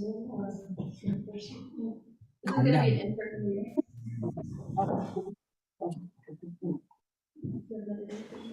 They're probably looking at them like this. 2 hours. 2 hours. Why don't we do it before next Thursday meeting? If you can't be here in the morning on the 15th. We can do, I mean, next Tuesday meeting, before the regular meeting. Oh, at 8 a.m. Yeah, between 8 to 10 on Tuesday. Does that work? On Tuesday? Yeah. Delegate Azeret does, or let me ask, yeah, Delegate Azeret, do you have anything scheduled the morning of, the 16th before our next Budget and Finance Committee meeting? Initially, she said. Delegate Azeret? No, ma'am, I'm open on Monday, the 15th. Do you have anything scheduled for Tuesday, the 16th in the morning before the Budget and Finance Committee meetings? In the morning on the 16th, no, I don't, only budget and finance. Okay, thank you, Delegate Azeret. Chief of Staff, Patrick Sandoval, the Budget and Finance Committee would like to know if we can meet on the morning of May 16th at 8 a.m. Yes, that's far enough advance notice. We can do the morning of the 16th. Okay, great. We'll At do what time again? What time again? 8 a.m. Okay, 8 a.m. And Madam Chair, Yes. just want you to know too that on the executive side, we've been meeting on this regularly, along with other regular meetings related to the New Mexico capital outlay funds, and we've made a lot of progress. So we're excited to get the information to you guys, to all of the Budget and Finance Committee. Even though it sounds like it's being reported that nothing's happening on our side or minimal on our side, that's not true. Mr. Sandoval, the reason why the Budget and Finance Committee is making a formal position to make an action item on our agenda today is because back when you came before the Budget and Finance Committee, you said that you would reach out to the Budget and Finance Committee, and that hasn't happened. And I've made that statement also during the spring council session to the president in the same regard. So this is our effort to reach back over to work with the executive branch. And we're excited, of course, to work with you and to hear these updates, but this is our formal effort in making and collaborating and putting a meeting together because this is important to our committee. Okay, my apologies to you on that, and we will definitely see you on the morning of May 16th to give you a report and update, ma'am. Thank you. We'll meet in the Budget and Finance Committee room here in Window Rock. Thank you, Okay. Mr. Thank you. Okay, let's move to scheduling a work session with insurance services. So is that gonna be like a regular meeting or just a social?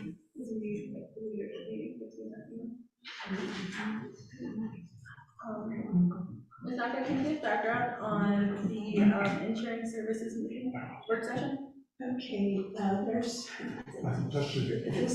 this is coming from the orientation to ABC with the insurance services program. And there are several issues, I don't have the notebook here anyway, that you wanted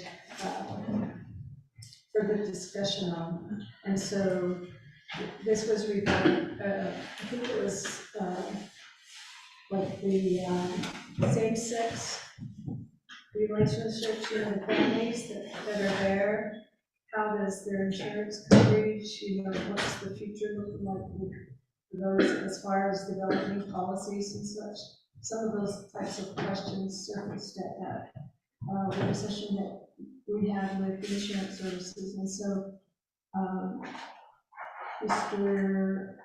Charlie recommended June 7th, 2023 at 9 o'clock. And this would be at the ATUA Conference Center is what he said. So he already made those schedules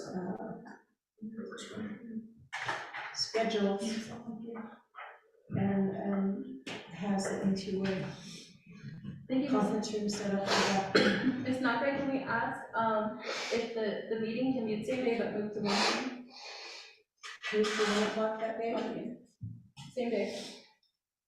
I'm not sure how much information they're going to be covering, but I'll ask. Okay, we'll keep it the way it is. Okay. All right. Thank you. Now that is just one motion, then let's move on again. Yeah. Okay. Excuse me. That's going to include the employee benefits issues that also arose, and then the retirement. Their whole. Okay, so that's on.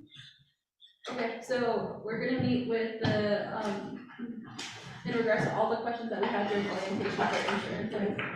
We're gonna do a work session on June 7th, 2023 at NTUA at 9 a.m. Thank you. We're going to move on to rescheduling our work session on the Procurement Act and Permanent Trust Fund, Kingston Division of Economic Development Projects. When is your next availability? Next week, 17th or 18th, whenever. Oh, you're asking. Whenever Mr. Lasky's. Welcome, Ms. Kowalski.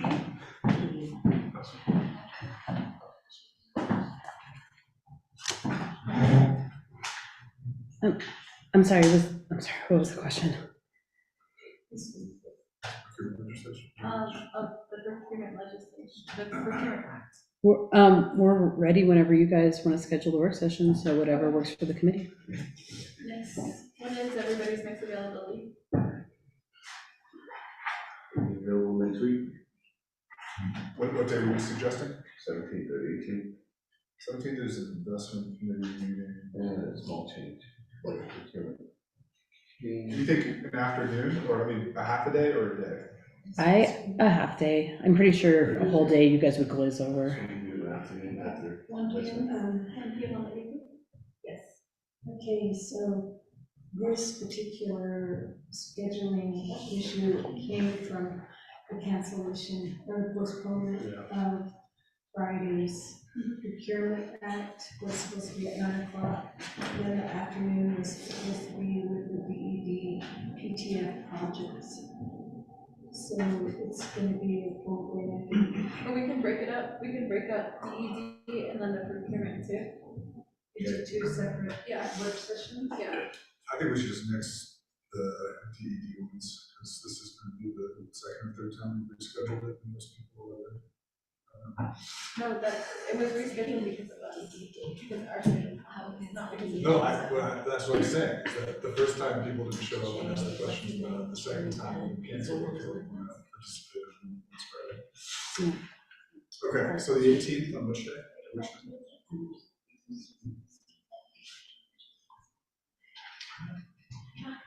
I'm gonna separate the two items and reschedule both of them.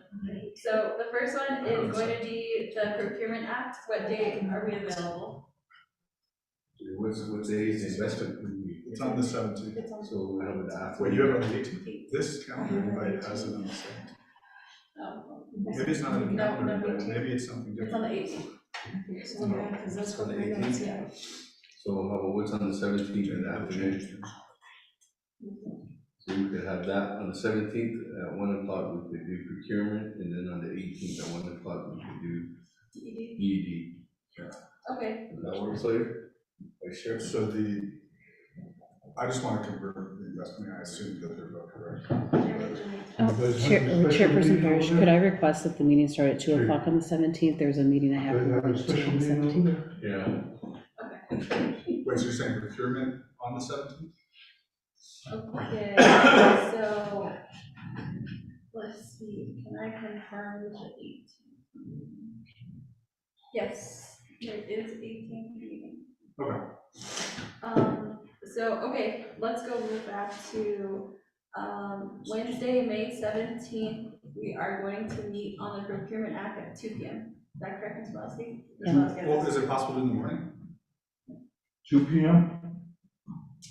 I thought you said the afternoon, that's why we said the afternoon. Well, I said that because I thought the investment committee was that day. I got a meeting in the morning. Yeah, I have a meeting in the morning. I have meetings all day. Wait, Let's do it Friday, the 19th. Does that work? wait, so. We are out. Nope. Oh, okay, so you can't make 17th for that? Wait, so you want to do 2 Not p.m. exactly, I'm trying on the to, 17th? Yes. this legislation, Well, it's not the procurement legislation, another one. Yeah, but her meeting's But I'm on gonna the cover, I have to cover for Lorraine for. Not me, I'm not, I'm not. Okay, My whole No, morning. I'm not. My whole I mean, you're morning. here, are you sure? Then you're gonna be here about For some reason. I'm trying to be off of sugar. I know. Supposed to June. We can do May 18th for the procurement The 18th at 1 o'clock? at 1 p.m. Ms. Losky, does that work? That works, yes. When? 17th? 18th at 1 o'clock.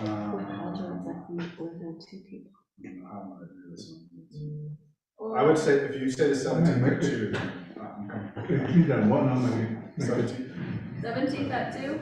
Yeah, 17th at 2? So. I can make that at 2. I mean, none of those days are good. I can make that, on the 17th at 2 o'clock, I can make it. Yep. By flight. Okay. I'm fortunate to hear. Okay, so procurement on 17th. At 2 p.m.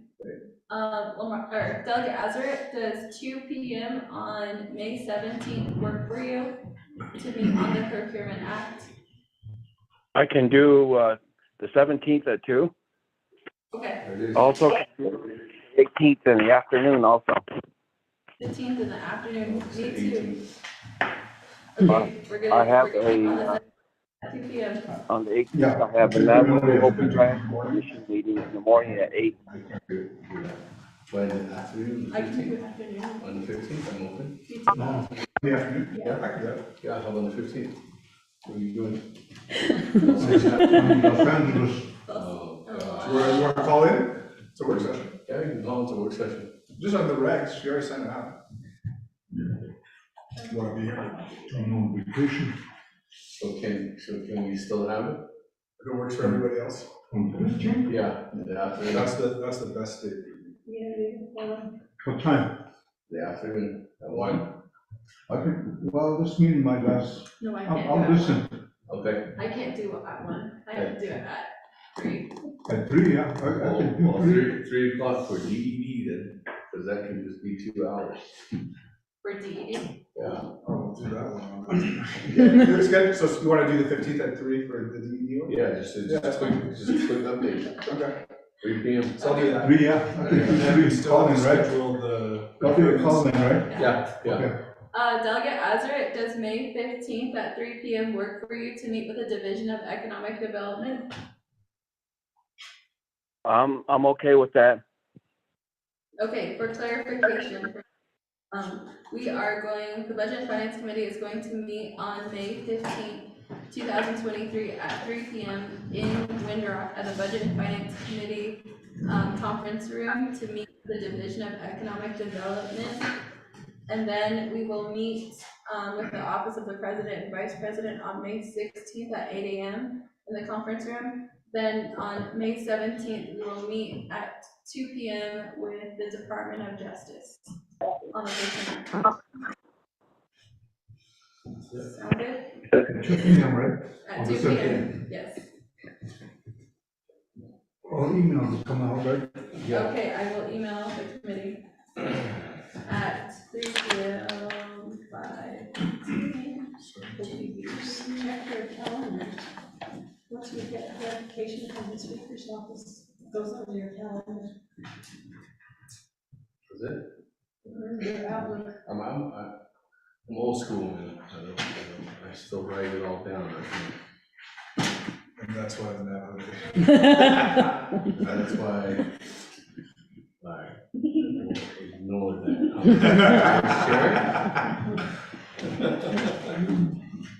Speaker, I tried doing that, and we get so many free notebooks, so I was writing down all in every different one, you know? Yeah. And then I have to cross-reference like 4 of them, so I just started putting them in my phone. Right here, point of order. Yeah, serious too.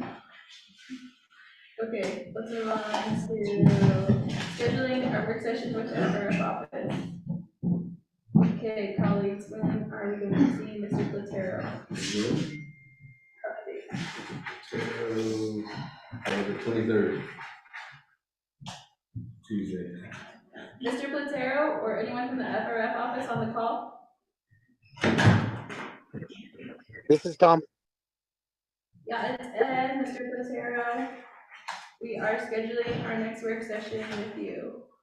Do you have any scheduling conflicts in the month of May? Let's see what you propose and I'll look at my schedule. Okay, colleagues, what are we gonna propose?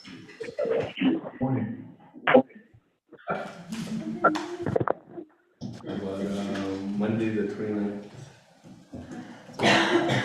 What was that? Oh, that's Memorial Day. Never mind. I was wondering why that day was vacant. What about the 22nd in the morning? No, that's our work session. In the morning, our practice one. At 9 o'clock. That was all then? Oh, it's all. Yeah. Okay. Nope, let's go back to the previous week. You guys are busy on the 19th? Yeah, we're hiring a new director that day for Eastern Level Land Commission office. The 24th. 24th? Do you think we'll have time in the afternoon then? No. In the eastern side? No, it'll be one drive, right?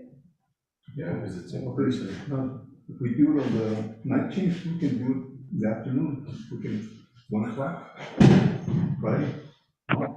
Because we're just doing the interviews, but there's no interviews, so they're an hour long. 10 minutes each. Yeah. I mean, we could probably do it in the afternoon on the 19th at 2. Okay. Mr. Platero, how does May 19th at 2 p.m. work for you? We'll be there. Thank you. Thank you. I'm gonna, Delegate Azaric, May 19th at 2 p.m. Does that work for you?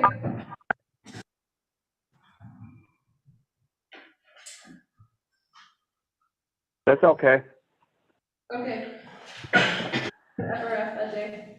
All right, thank you, Mr. Platero, thank you, Doug Asper.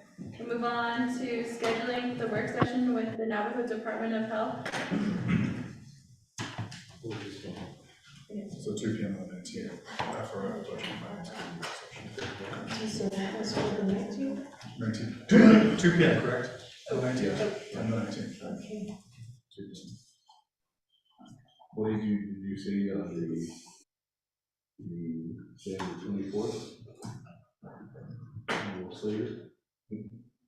Oh, that's a great idea. I mean, that's great. 24th. We can reschedule all these things for the 24th. 24th. Department of Health, Oh, it was in the afternoon? Yeah. Oh, shoot, I thought it was it's not in the morning? No. I thought it was at 8:30. No. Good, I have this in the thing. Oh, okay. Could that be included with the FRF? Wait, what is this? Oh, Can we attend the school board Because meeting or in not? a Navajo Department of Health, Are they they're public together. meetings? Is this the same? Yeah, Are they in executive session? Okay, we're gonna provide NDOH with Mr. Platero's report. If they go in. And then I just texted the division. Okay, Michelle Moritz, are you on the call from Navajo Department of Health? Yes, Chair, Madam Chair, I'm here. That's everyone who's being on the call today. The Budget and Finance Committee would like to invite the Department of Health to the next work session for May 19th at 2 p.m. The Budget and Finance Committee will be meeting with the Fiscal Recovery Fund Office, and the topic is ARPA dollars. And I've been talking with the division director, and I think there's a few updates that the Department of Health would like to provide at that time. Is there any scheduling conflicts for that day? I will check with Director Tooney's schedule, but for now, we're definitely available. We only have 2 ARPA funded projects with our Division of Behavioral Mental Health. Okay, thank you. Uh-huh. Alright. Okay, last item is, we're going to schedule a work session for the Budget and Finance Committee priorities. Alex, when is your next availability? 23rd. On the 23rd.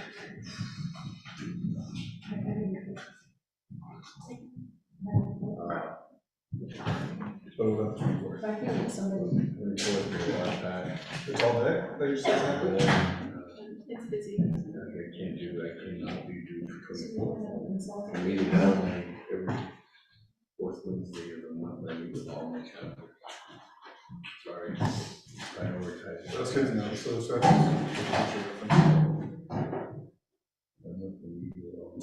Let's go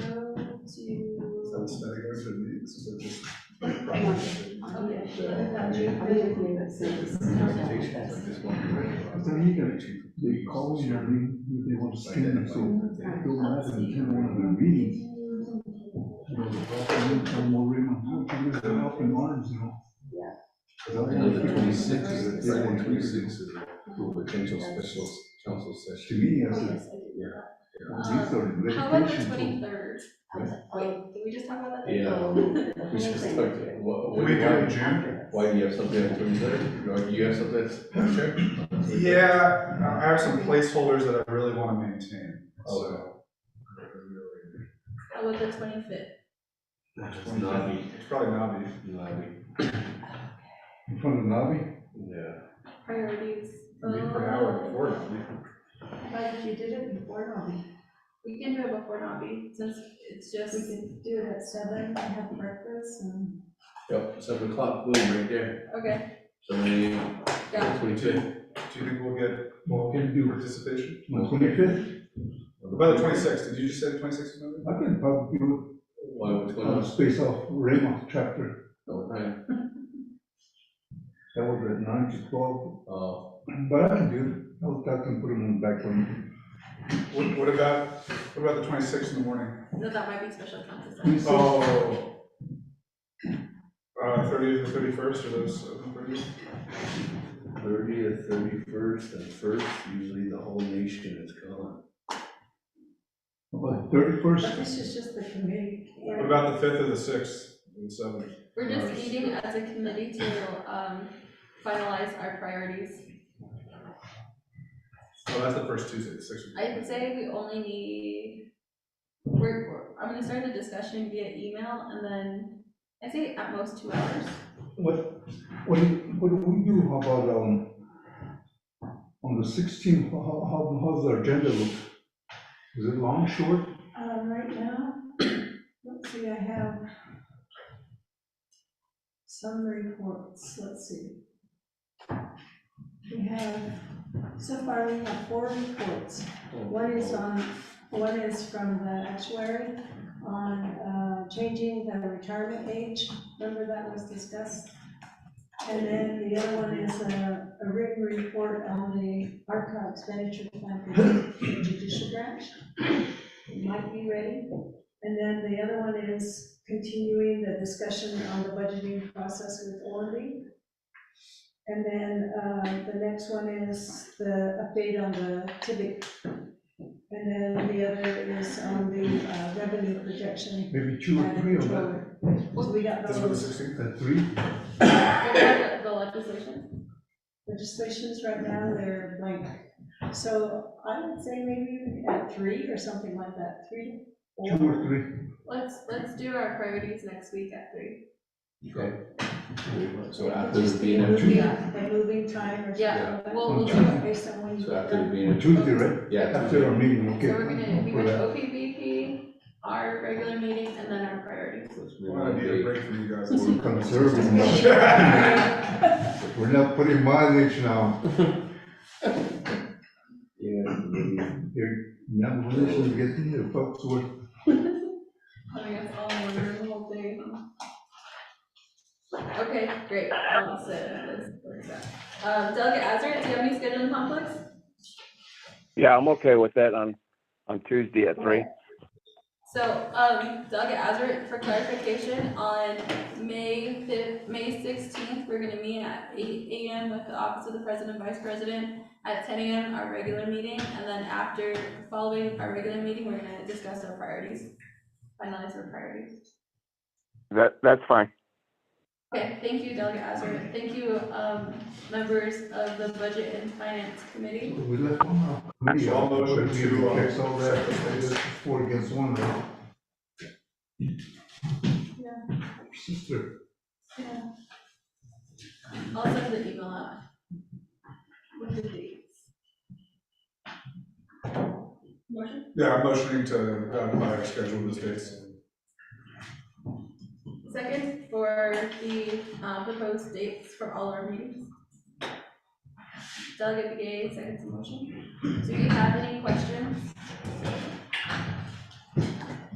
Second call for questions.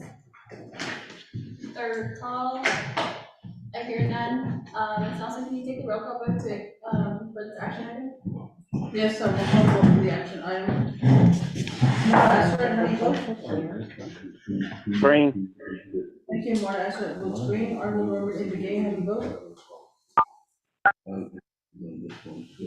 Arnold Robert Begay, how do you vote? Thank you, Arnold Robert Begay votes green. Arnold Seth David, how do you vote? Votes red. I vote green. Thank you, Arnold Seth David votes green. Arnold Carl Slater, how do you vote? Green, sorry. Thank you, Arnold Carl Slater votes green. Madam Chair, we have 4 members voting in the affirmative, 0 opposing. Madam Chair, not voting, Madam Chair. Thank you, Ms. Nelson, for taking the vote. Thank you, committee members, for working together to determine these dates. And I will send out an email, or we'll work together with Ms. Nakai to confirm with the senior's office on those dates. Okay, we're gonna go back to legislation 007223.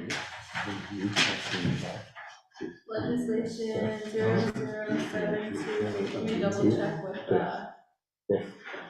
Lowell. Um, Send it out. Okay, got it. Madam Chair. Speaker Gay? I'm going to withdraw and work together with the new controller and with Office of Legislative Counsel and with the Office of the President and Vice President to make a new legislation. I think it's there's come to light that there needs further recommendations, and it seems like that's what we need to go ahead, and Department of Justice, and we need to put further guidelines into this. So I think what I can do is probably have a resolution, legislation back to the Budget and Finance Committee on this, because I know it's very important, especially to the 638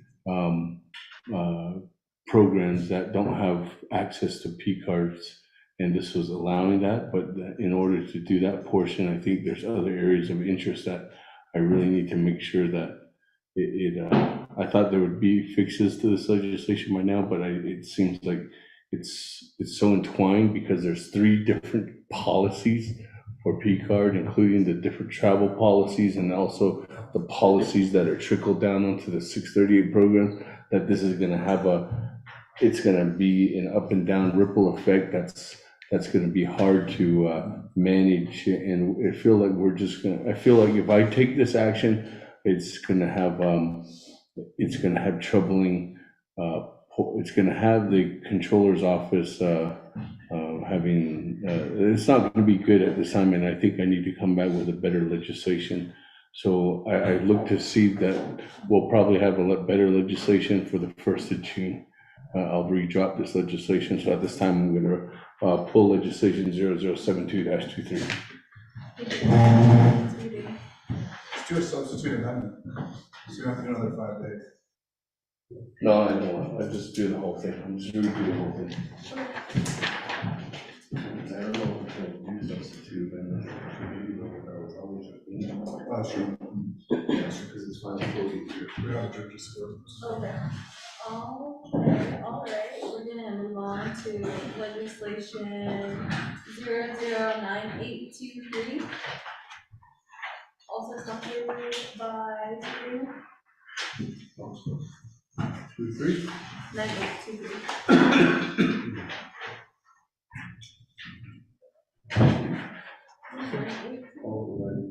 Oh, sorry. 75? 75. Oh, 7523.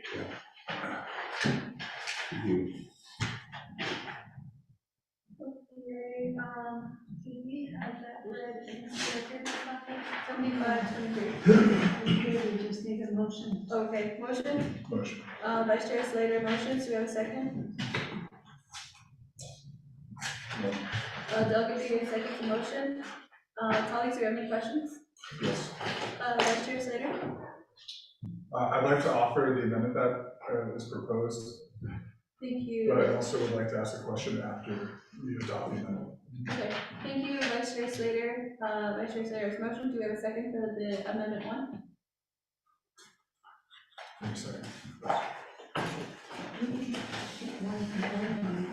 Do we have a second for amendment 1? Well, actually, you need to have the amendment read into the record. Oh, I apologize, okay. Marlene's amendment? Yeah, Morley sent it out. Not to me, though. Did she send it? She sent it to Peggy. No, sorry, my fault. I was supposed to send it. Oh. Bear with me 1 second. I'm so sorry. This is what A happened. motion to table the motion. Okay.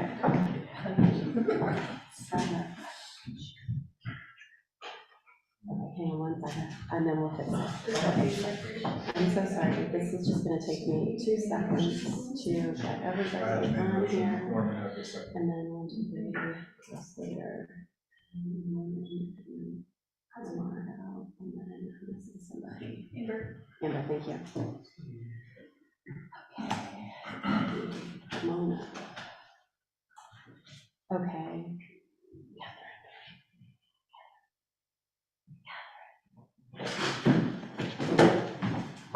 There may be, may I? Thank you. There may be, Ed, edit that we have to make on the amendment. If Ms. Belzowski can say what that is. So just, when you guys have a time, when you guys are able to pull it up, if you'll see the attachment that Ms. Lowell sent out, there's 3 pages. The only thing we would say is the first page doesn't accurately reflect the request. The request was to have the amendments in the second page. These amendments that are on page 2 replace what's currently in the proposed legislation in 7522. I think the first page, I think Ms. Tabai got a little confused on the intent. So if you could just ignore page 1. And the request, as I understand it, is to have page 2, so you guys have legislation in 7521, like have what's in section A goods, just replace what's currently in section A goods in your legislation.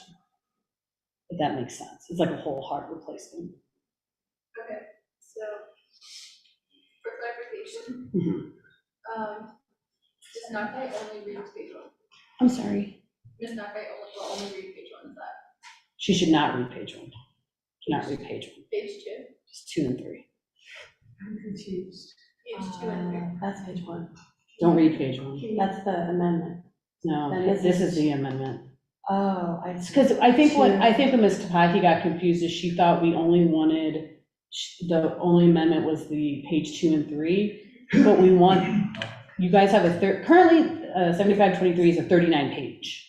It's 39 pages, right? And so this amendment isn't supposed to replace the 39 pages. It's just supposed to replace the certain sections in those 39 pages. So we still want the 39 pages. Does that make sense to you? Yeah, so, but Okay. this, they have to read everything though, because isn't this what is being replaced in the 39 pages? Right. She just doesn't have to read page 1 of this thing. Well, how's she gonna add that? You can just recess and take a few Is minutes. this whole thing?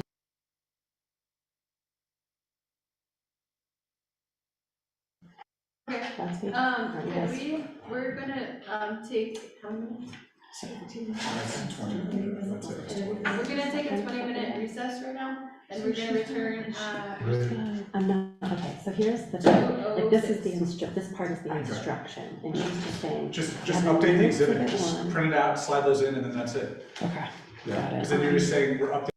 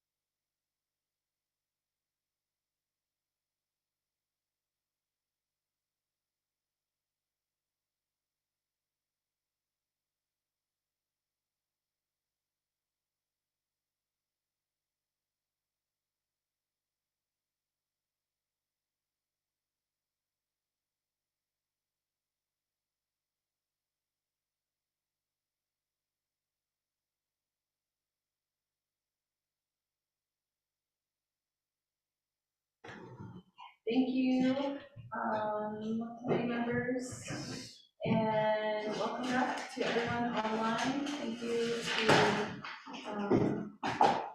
everybody who, well, not thank you, we all just like kind of took a break. We ate some things and, welcome back. Okay, so we're gonna go back to legislation 7523. And I believe we have a motion and a second. We do have a amendment before us, and so Vice Chair Slater is holding the motion for amendment 1. Did everybody receive amendment number 1?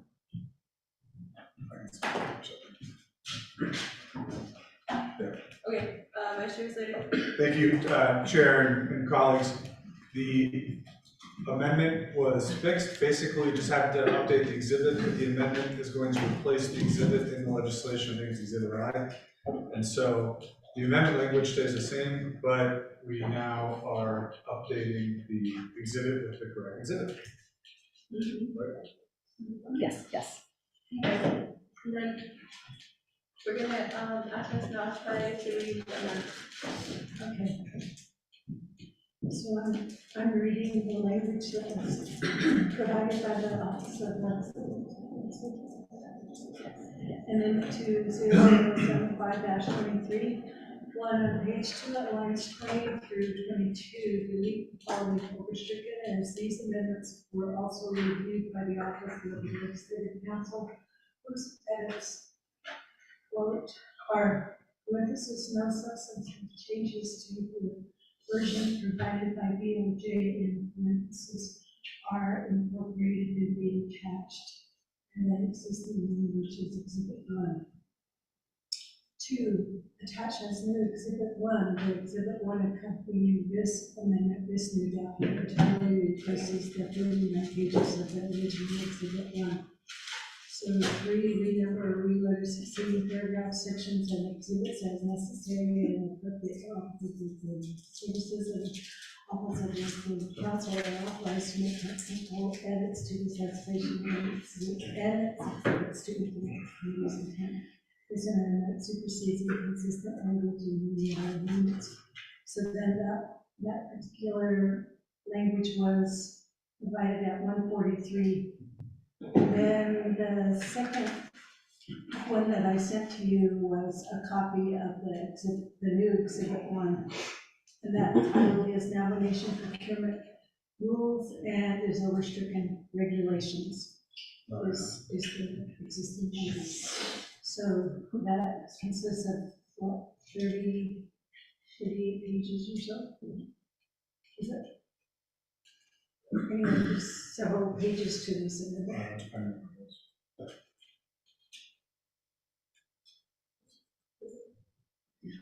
All right, thank you, Ms. Sakai, for reading the amendment 1 into record. Do we have a second to the motion?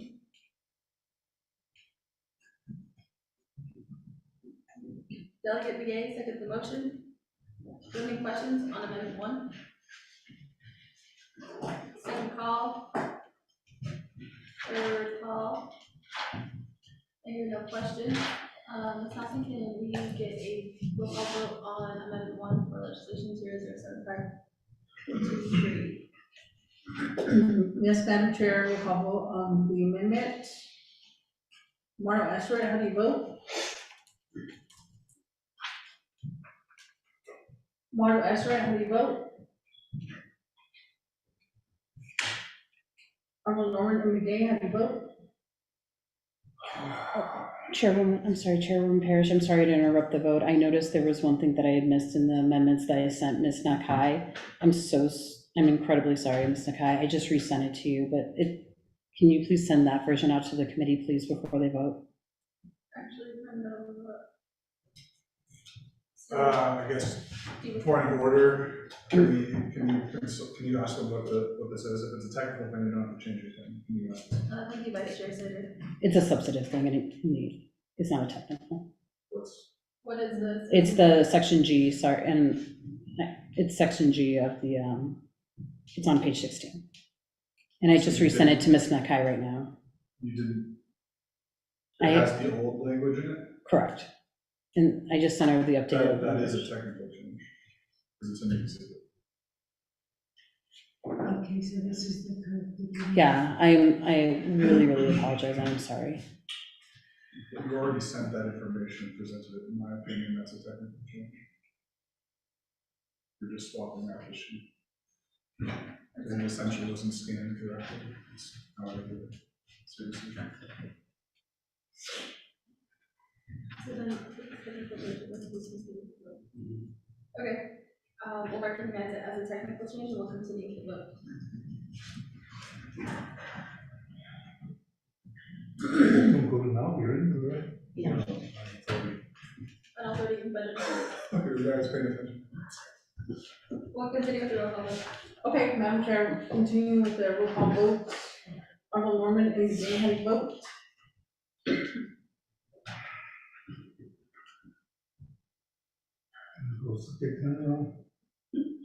But this is just like the amendment too. This is amendment 1. Okay. Thank you, Arnold Norman, and Jay votes green. Arnold Sefton, how do you vote? Green. Thank you, Arnold Sefton votes green. Arnold Crosshair, how do you vote? Green. Thank you, Arnold Crosshair votes green. Mauro Esserant, how do you vote?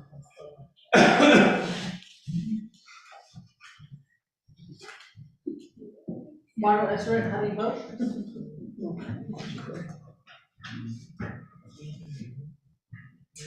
Mauro Esserant, how do you vote?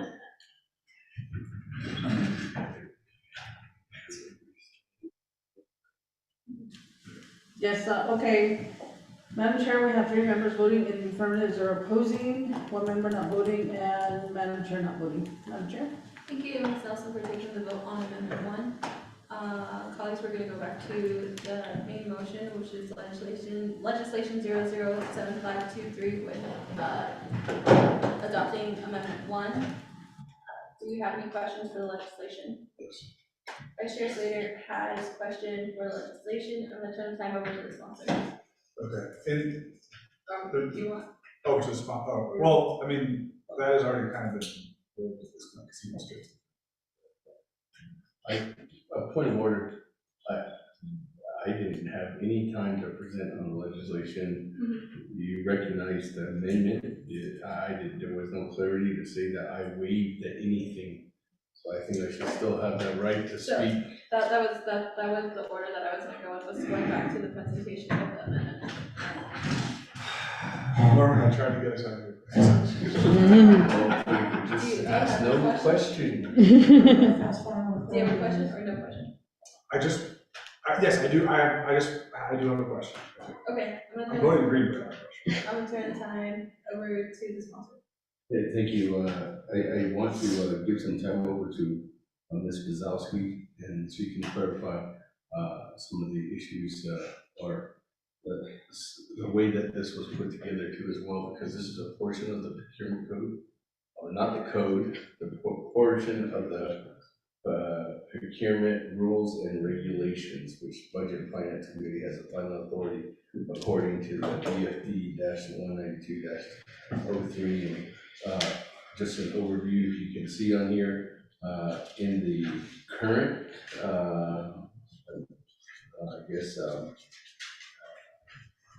attachment, there's a couple of different amendments that's going through. And this is coming forth from not only the Office of the President, Vice President, but this is coming from what we have been working with Tom Totero Shop, and his recommendations to having some of these updates, and we're taking those recommendations and we're actually putting those into those work sessions. That you can see that this from those work sessions that we have had from FRF.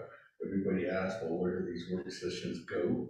This is where those work sessions go. They go to policy changes like this. So if Catherine wants to speak on it, I can go to her right at this time. Or a member of the Department of Justice. Lasky? Thank you. Thank you, Delegate Damon. The amendments that are currently before you were originally spearheaded by the Office of the President and the Comptroller to really address just some small but big changes to the procurement regulations, including, as you will see, the new Section 5 for micro purchases. And so I think, this really was something that OPVP and Comptroller saw when they talked to the department, saw as an issue, these small purchases by programs and the there was a lot of hoops that programs had to do to purchase some, make a purchase of $700. And so their thought was to try to streamline that and help expedite that process. And so what you see before you are really minor changes, but I think they're really going to have a big effect on a lot of, and help the nation be able to move a little faster on some of these procurements, especially in regards to items under 10,000 and less. And that's what micro purchase is. It defines a purchase, it applies to purchases of $10,000 or less, and it exempts them from having to go through the contracting phase. So if you're familiar with the Navajo Nation, we usually require contracts for almost every purchase. This will allow micro purchases under $10,000 to not have to get a formal professional service contract, but to allow departments to utilize P cards and purchase orders. And hopefully that will help make everyone's life a little bit easier. So these, I will say the other two changes that are made in here are in regards to the advertising. In the Procurement Act currently, it allows for departments to advertise for services, and it doesn't say how they have to advertise, but the regulations say it has to be in a newspaper. And that's one of the things that we've heard a lot from departments, that is really cumbersome, as opposed to just posting it on a website or, doing a more internet-based solicitation. So we've removed the newspaper requirement for the regulations, and that will allow our programs to advertise these RFPs far and wide. And also save money, because newspaper advertisement is not cheap. And the last change goes to the definitions of goods and services, and it just has to do with how goods and services are currently defined under the regulations. And it basically allows for more flexibility from programs if they're purchasing goods, like let's say maybe a mobile home, to use an example. If the services that are attached to those goods are more, currently the law says if they're more than 10% of the total price, you have to procure it through a service. And this elevates that to 25%. So trying to give programs more flexibility, in their ability to purchase and not necessarily have to contract everything. So the idea is that if you raise the percentage of the services up, it'll allow programs to use purchase orders more to purchase goods, which is a faster, more expedited process. So those are the amendments that are before you. We have incorporated these amendments into the comprehensive amendments that we're currently working on, so they will be included in those as well. And open for questions. Thank you. Thank you. With that, Madam Chair, we'll go ahead and yield back to the floor. Thank you, Speaker Damon. Thank you, Ms. Lasky, for the presentation. Members, do we have any questions? Vice Chair Slater?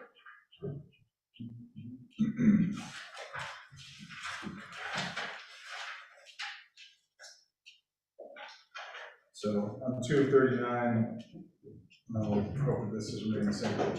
To determine whether the procurement qualifies as a goods or a services procurement, the procuring party shall calculate 25% of the total purchase price. If the cost of associated services did not exceed 10,000 or is not more than the calculated 25%, then the procurement shall be processed as a procurement for goods. If the cost of associated services exceeds 10,000 or is more than the calculated 25% amount, then the procurement shall be processed as a procurement for services. So can you, just for the sake of clarity of everyone here, give the simplest example of numbers of that? I think I understand it fine, but I want to know on the record with numbers what that sounds like. And I Vice think, Chair Slater, turn the time back over to the sponsor, Speaker Damon. Thank you very much. With that, I think Ms. Brzezowski can go ahead and answer that question. So I'll go ahead and yield to her for her to respond to Vice Chair Slater's question. so Vice Chair Slater, that is actually that language is in the older version that you replaced with the new version. So the version that the current definitions of goods on page 32 is drafted differently. I don't know if that alleviates your question. Okay, I see how it's rewritten in the new exhibit, but can you give us some numbers and explain it?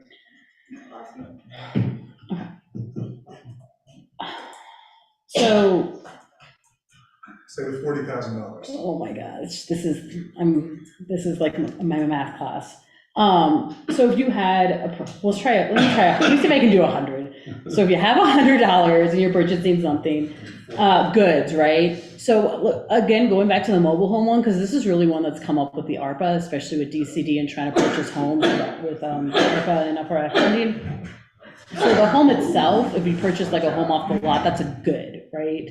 But there are certain services that are attached to that good. And so if the services, and please interrupt me if I'm not answering your question correctly, but if the services, so if the good costs $100, but 20% of that is the hookup installation cost, you can still purchase it on a purchase order, potentially, as a good. But if the services like the hookup and installation are 21% of that $100, then it's considered a service and would have to go on a formal contract. And for goods greater than $50,000, you don't need, it's still through a purchase order, right? Costing less than, correct. I guess how does this help a mobile home if it's only if the service is no more than $10,000? It's only if the service is, right, if the service, or 10 is processed, yeah, is that correct? So if the services are more than $10,000 or more than $10,000, like if the installation hookups are more than 10,000, And transport. it would be a service and we'd have to go on a contract. So in the procurements that you've seen for mobile homes, how much are the associated service fees? I haven't seen one for mobile homes because they've actually been going through the purchase orders process currently. So it's not applicable to the example.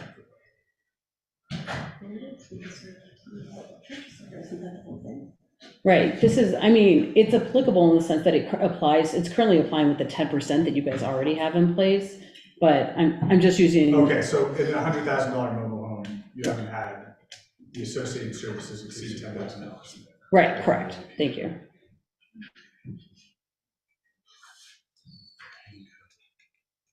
And we did exempt construction services from this because you're always going to have goods outweigh services for construction. The goods that you have to purchase to build a chapter house is always going to be a higher percentage than the services of actually constructing. But we still would like construction contracts to be used. Next question. Vice Chair Slater. Yeah, so say with the procurement for goods, right now, as it stands, are they ever processed as a contract that's different than a purchase order contract, like a regular purchase order? Mr. Lasky. Only if they have services attached to it, so. But if I'm buying $500,000 worth of culverts, it's a purchase order? It's a purchase order, correct. It's only for situations like the mobile homes, Twin Arrows, that's one, because you're purchasing in Twin Arrow contracts, it's goods and services. Services of like renting your rooms, goods of the hotel room, that's one where we have them mixed. No further questions, Chair?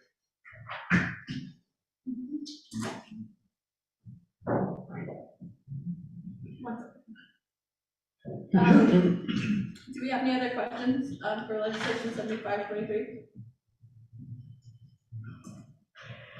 Second call? Third call? No. Other questions? Okay. Ms. Nelson, can we do a roll call vote on legislation 7523 with MS1? No. Wait 1 second. Before we take the roll call vote, sponsor have any closing remarks? Okay, we have. Should do a second reading of the legislation. Okay, let's do a second reading of the legislation with amendment 1. Okay. Second reading. Second reading.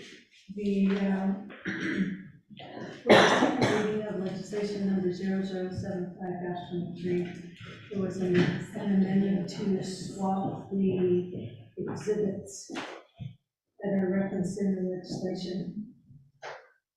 So there's a new exhibit to be attached. Okay, thank you, Ms. Nakay.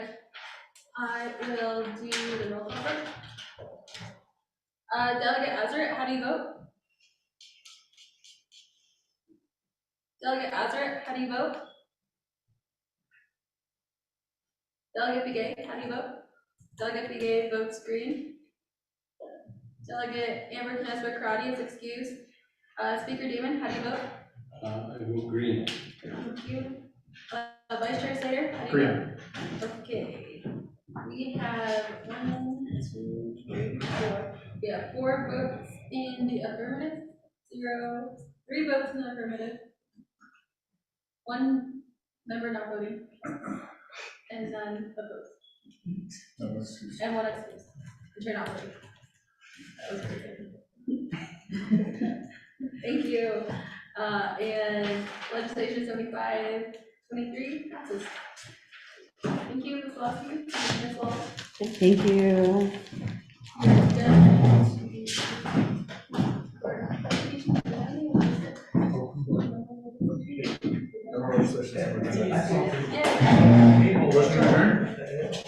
Vice Chair Slater, motion to adjourn. Do a second?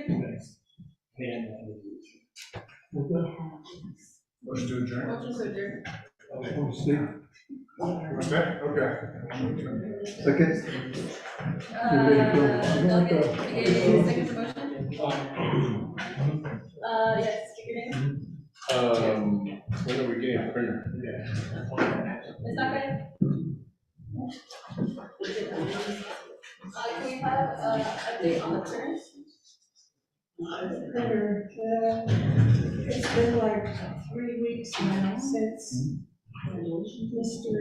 Nota informed me that he was going out for bids. Trying to find the lowest quote on black and white printers. Because the color printer was very expensive to maintain and to supply funds. So it's just gonna be a bit. So I just told him, okay, let's get it done. So I haven't heard back from him. He's been out, I think, this week. So did you do all these procurement acts amendments just so that we can get a printer? I was waiting here. I had that one queued up. I'm gonna throw my coffee away after. So now we can get one, you know?